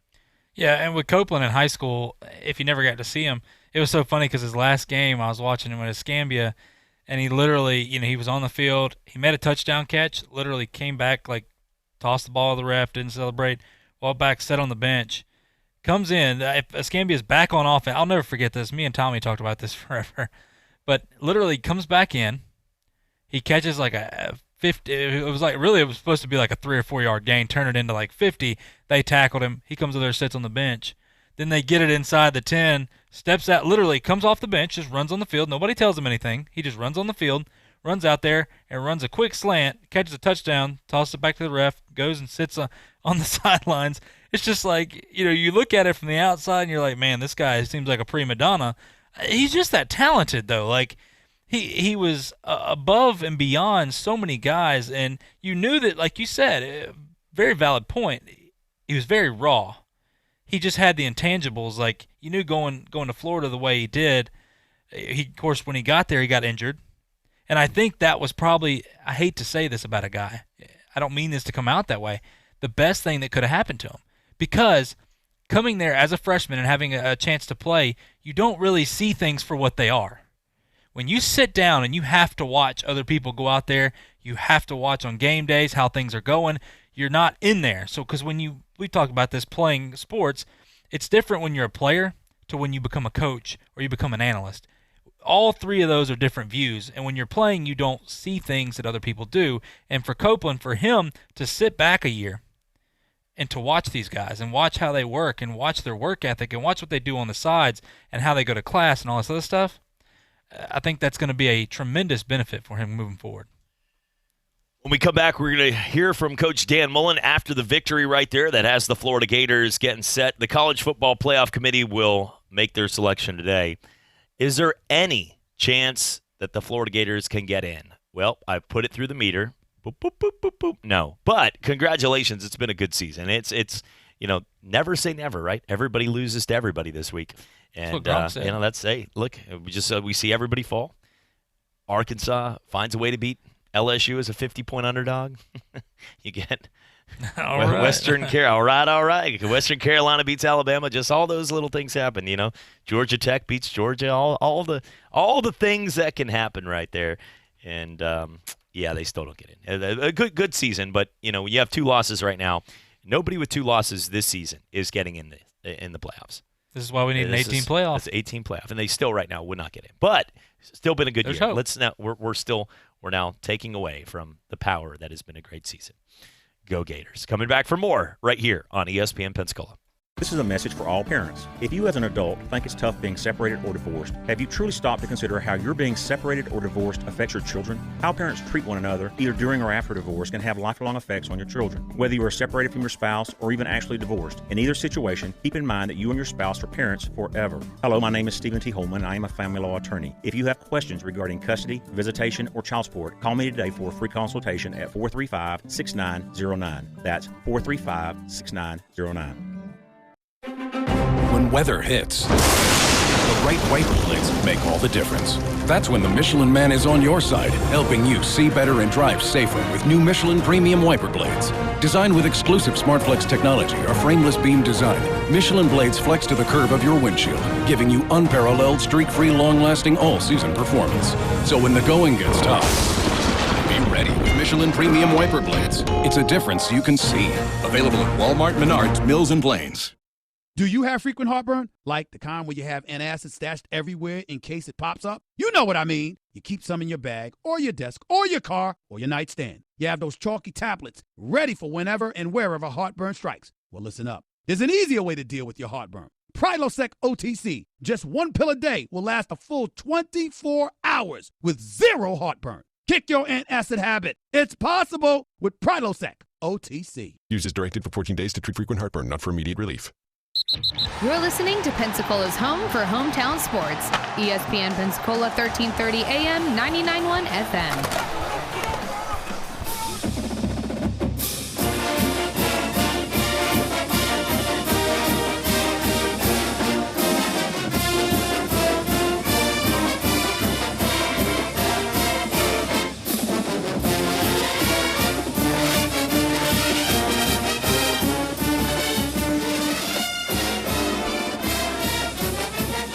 And welcome back. Go Gators right here on ESPN Pensacola.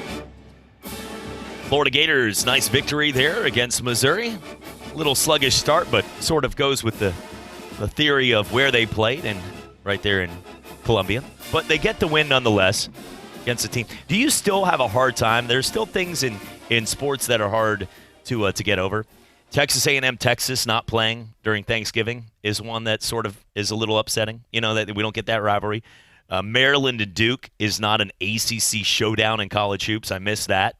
I think the other ones, a UCF, everybody not getting behind the parade a couple years ago. Obviously, Jeff, that's on your list. But moving on from that, let's think about some of the other things I think we always think of in sports that you sort of miss. Well, one of them to me is thinking of Missouri. Texas A&M, I think, has joined because they've been okay, the brethren of how they play, the big 100,000-plus 12th man, Jimbo Fisher, all of that.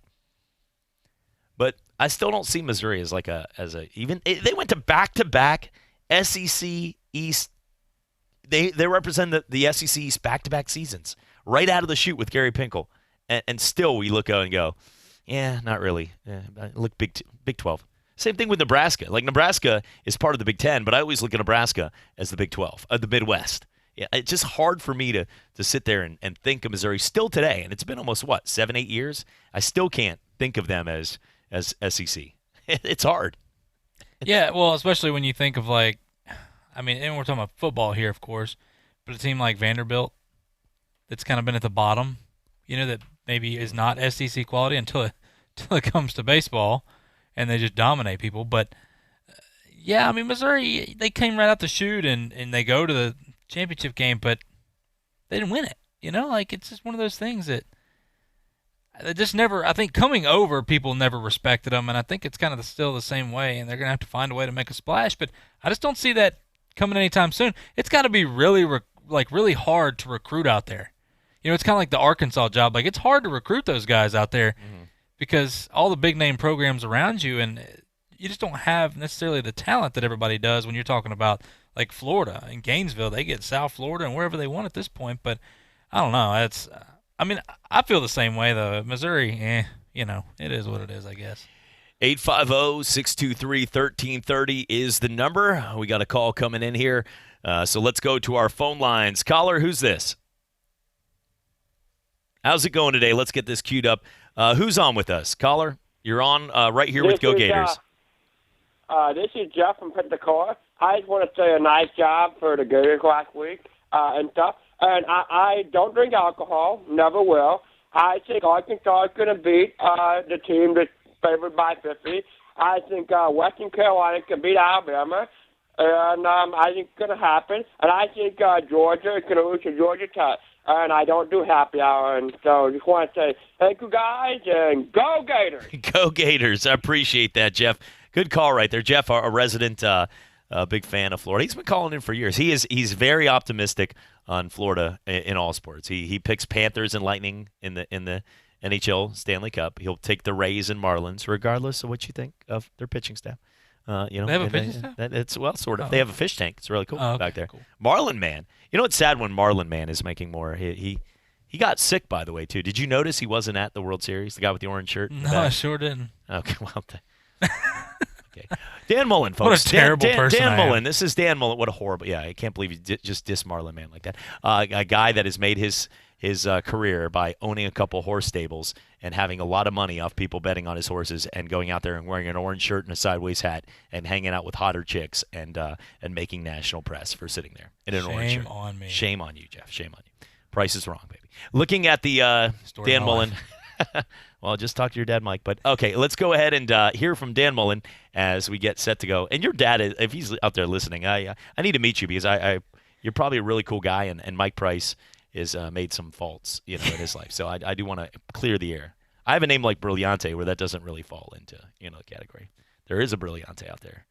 I told you the story. Let's not get into We're that not going to one get that one. We have FCC laws. So Dan Mullen. Yeah, how about this? Dan Mullen. This is what I don't know what all the problems are right now that I got to fix, but I'm really happy. No, overall, great win. Defense did a great job. You're playing a team here in Missouri that's averaged over 40 points a game at home. A team that's blown out everybody they've played at home. Come in to hold them to 6 points, I think was fantastic effort by our defense. Thought we played really, really hard defensively. Offensively, I thought we played well. I thought we had, we hurt ourselves, and they made plays though with the negative yardage plays, really hurt us. I thought we had a couple missed reads by Kyle, but part of it is they're getting pressure on us. I think, so we weren't as clean as we wanted to be offensively, and there were some opportunities to put up more points and more yards and go. The negative yardage rushing plays, and everybody gets all freaked out about the rushing. I don't. I'm like, whatever. I don't. But I think we ran for some positive yards today. We also ran for some negative yards, but they all count in. So everybody looks at the average and says, "Oh, there must be a big issue." Not really. Right. Right. What'd you say, Pat? Winning. That's all that matters, right? Run, throw, pass. I don't care. What do you guys got? Anything? Can you talk about the two catches? Josh making that adjustment.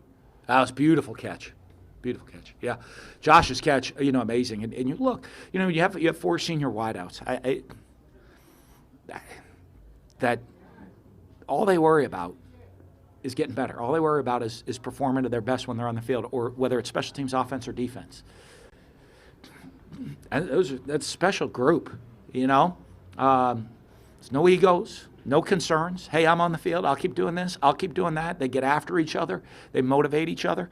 And I'll be honest with you, as a coach, it's a really special thing. I trust all of them. I don't, and the great thing is even the young guys, right? I mean, Trey's played up a lot of football for us, and you really trust him making big time plays. And then Copeland's really stepped up his game a ton, And so now, I mean, you look at it, and now he's rolling. I think he's looked at them and said, "Hey, I'll be like them." And I'm like them, and now he's making plays all over the field for us. And what it makes it really easy to do is call plays when you're not worried about who's getting the ball or who's doing this. Now, at times we might come off sideline, hey, let's get this guy this shot, give him a chance right here. It's really funny. If it goes well, they let me know. I mean, why aren't you giving me the shot every time? And if it doesn't go well, boy, I mean, they hear it from all the other boys. Like, boy, he gave you that chance. If that was me, that would have been a touchdown, and they get after each other. So it's just a fun group to watch and how they work and how they motivate each other. And then the P. Ryan catch. Great catch. P. Ryan, I think, and he gets lost the year he's having catching the ball. And the matchups and the problems he causes coming out of the backfield. And, and we run a pro style offense. And if you look at it, I mean, you can look and say, hey, and I think that's one of the things that he's understood and really benefit is, hey, I'm running the offense. It's going to be really similar to what I might be doing next year when I get the opportunity to go play in the NFL. And catching balls and doing this. And, hey, I'll get some carries here and there. I got to take advantage of my carries. But I got to be a 3-down, all-purpose back to be able to do everything. Got to be able to catch, protect, run, do it all. And he's done that. And you see now, you get the opportunity to go single him up and, and run receiver routes and catching the ball coming out of the backfield, catching the ball in the slot. And that was a great catch by him. Dan, 6 points defensively the last 2 weeks. How much is John Bernard being healthy really helped? I think it's a lot, help and the leadership he brings. But I think also it is the fact now that we've had so many injuries, had to play so many guys. All of a sudden now you have some depth. Now we're rolling a lot of guys on defense, and you're seeing us be fresh for 4 quarters to go be able to play. And I think the trainers were really they're hopeful Bernie's back for Florida State, which we weren't sure that would be close. And then, Zoo should be fine for Florida. I mean, that should be a no question coming off of, the ankle sprain. It was going to be on the edge kind of for these, and you look at how he comes, but he should be full go really starting Florida State practice week. When you're facing a team that's lost 3 straight and now is returning home and it really needs a win, how do you make sure your guys don't lull or go to sleep? Well, I mean, because we got to play. We got a lot going on for us right now, and we knew we had to come bring our A game here. When you watch how this team's performed, the talent they have, and how they've been able to perform at home as a team and just dominate people at home. In the type of team they have. You look at their losses. I thought they played Georgia tough.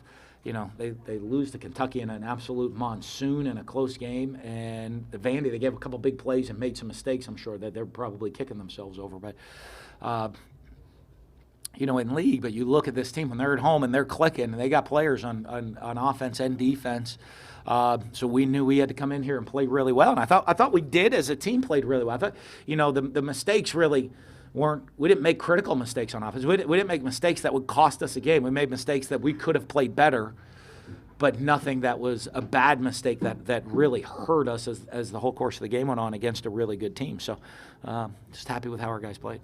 What the offensive line kind of did the second half, the first half was pretty shaky. Ken? Oh, okay. Was that for me or Cannon? Either. Yeah. Well, I think. Yeah, when I'm very good. Yeah. I don't know. I'm sure Hevesy had some motivating words for everybody. But I think part of it is getting in the flow of the game. I mean, Hagee's missed, hadn't played since the Georgia game, and then, didn't start practice until midweek. And they were pretty. These guys are a really good football team. They got a really good defensive front, and they're very aggressive coming after you. Mix up, do a great job with their defensive scheme, mixing up coverages, and are able to get to us and cause some sacks, and that really hurt the drives. I thought, we were moving the ball well, and it wasn't like, boy, we ever got stuck in the mud. It was we're moving the ball, big negative play that we couldn't recover from, and then end up having to punt. So that was probably. I don't know. That's annoying. Well, you said winning the game, and that's coordinating. How important is it winning a kind of game like that that was really Yeah, it was really good at halftime. It wasn't like we had great momentum, but it wasn't like we didn't have momentum. Our defense, we played great defense. You look, they hit the two passes on one drive, and then we kind of shut them down, held them to a field goal. And offensively, you could see we were moving the ball. It was kind of big forward, big loss, drive killer, had to punt. So it wasn't like, boy, we're not moving the ball at all. We were moving it in probably both directions, forward and backwards in chunks. And so it was one of those things where it wasn't like there was like, what do? We got to change everything at halftime. We just had to clean up some little things. And we did that in the second half. But it's one of those games where a good team if you want to be a good team, you want to be a great team, you got to win in November. You got to be able to go on the road, win tough conference games in November. And won a big one at home last week, won this one, finish up. At 6-2. And we did all we can do. At this point, we've done all we can do. I mean, obviously, with how the season's gone. But coming into today, we did everything we can do. Our getting to Atlanta's out of our hands, but it's still there. You know what I mean? We had to win today to keep that hope alive, and we did that. And if not, then we don't get there. We'll enjoy the bye week. This week, we'll improve on different things. We'll get ready to go play state in a couple weeks, and that's going to be it's a fun game, man. That's what it's all about. Go and play those guys, and then and hopefully get to another good bowl game. How different has this team's response been since the Georgia game compared to maybe last year? Well, I think the maturity of the team and the leadership of the team is shown. Not that it was terrible last year. I just think it didn't know, and now this team knows. That there's standards and expectations when you're a Gator. You're going to show up. Everyone. I mean, you're going to get everyone's A game. And week in and week out, when the Gators come to town, it's a big deal. When you get to play the Gators, that's a big deal for everybody. And we got to bring our A game to be able to do that. And that's what part of the Gator standard is. And I think the guys understand it a lot more. And there's a different expectation within this team. What does it say about this team with all these injuries you've had to deal with to get to 9 wins already? Huge. Like I said, our guys bought in. Our guys have bought in, next guy up mentality. Guys work. Our coach, that's a big assistant coach's deal. The assistant coaches are doing a great job of preparing guys and putting guys in position to be successful. They've done a good job, and the players responding to that of saying, "Hey, my number's called. I better be ready. Coach is going to put me in a good position. My position coach is going to put me in a good position. Coordinator is going to call a good play for me to be in position and do what I can do. And all I got to do is trust in what's going on, believe in it, and most importantly, as a team, worry about the plays I'm on the field. If you look to our leaders, don't worry about who starts. Don't worry about who's rotated. Don't worry about what number of plays I played. Don't worry about what's going on with this or what's going on with that. Worry about one thing. When I'm on the field, go as hard as I can go and play the best of my ability. And if I do that, I'm going to become a great player. We're going to have a great team. And I think, when you look, and especially you start with some of the older guys, they do that. And there was Dan Mullen, also a couple mic pops right there. That was, he was letting that guy, whoever set up that sound system, clearly was. Yeah, no kidding. Not coming back in Missouri. That's all I'm saying. Maybe they looking for more than just a new coach. I don't know. We're coming back for more. It's Go Gators right here. That was head coach Dan Mullen after the 24-6 win over Missouri. No. This can't be it. Mike, your team's in the lead. They just scored. No, you don't understand. This is the last Cheez-It. There's... No, listen, I don't know what to do. The game's on. The score is close. There's plenty of drinks to go around. But what's the point if there's no Cheez-It snacks? Man, if you would just... The cheesy, crunchy, satisfying perfection. It's all gone after this. Thank you, my little delicious square. Dude, there's more in the kitchen. I love you. You're still talking to the cracker, aren't you? Cheez-It, official sponsor of the college football playoff. Right now at Goodyear Auto Service, we'll help you avoid holiday travel issues with a free car care check. Our free check includes tires, brakes, and alignment. And if your car needs maintenance, you'll save $25 instantly on services of $100 or more. Offer ends November 30th. Terms and conditions apply. Visit GoodyearAutoservice.com to learn more or schedule an appointment. This holiday season at Goodyear Auto Service, we'll help you get where you're going. This is Stacy on her motorcycle. What an incredible view! And this is Stacy off her motorcycle. Does this have sucralose in it? On her motorcycle. Oh, the wind in my hair! Off her motorcycle. It's pronounced et cetera, not et cetera. On. Woohoo! Yes! Off. No. You're better on your bike. And with basic policy starting at $75 a year, quote today at Progressive.com. Progressive Casualty Insurance Company and affiliates. Annual premium for basic liability policy not available in all states. Talk football every day with Pensacola's own Coach K. Credit a great performance by Garoppolo. And I love the way he throws the football. He's got all the things going for him. Every weekday, noon till 1 on ESPN Pensacola, 1330 FM 99.1. ESPN Pensacola is your home for Argos football. Catch the action this week as the Argos take on Wingate in round 1 of the Division II playoffs. Will Kennedy goes live at 11:30, kickoff at noon on ESPN Pensacola 1330 AM, 99.1 FM. You're listening to Pensacola's home for hometown sports. ESPN Pensacola 1330 AM, 99.1 FM.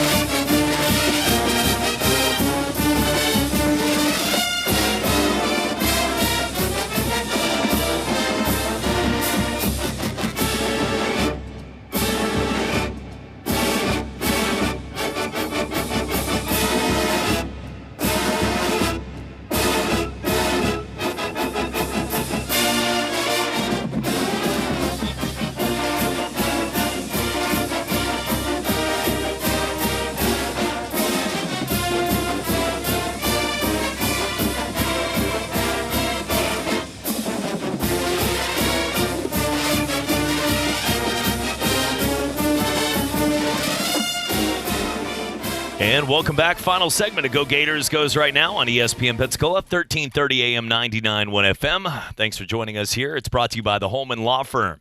The best parents are both parents. You going through a tough divorce, the Holman Law Firm is there for you. You could check them out right there as Justin, Stephen T. Holman, always can help you through any tough time you're dealing with right now. The Holman Law Firm, right there in right off of Pace Boulevard right there. You can check out their law office in Pensacola and give them a call today for a free consultation at 435-6909. Well, you know, a lot of these guys, we're winding down to the end of the season. It doesn't look like Florida's going to go to a national title game, but a New Year's Eve bowl game is pretty much inevitable. You beat Florida State, which is expected, and they will get in. Now, the spread hasn't officially come out, but in that game, what would you expect Florida at home? I'm going to set the bar, and I'm sure Vegas you can find it somewhere, but they're going to wait on injuries and the way people play. But I would set the bar right now at Florida minus 12, minus 13.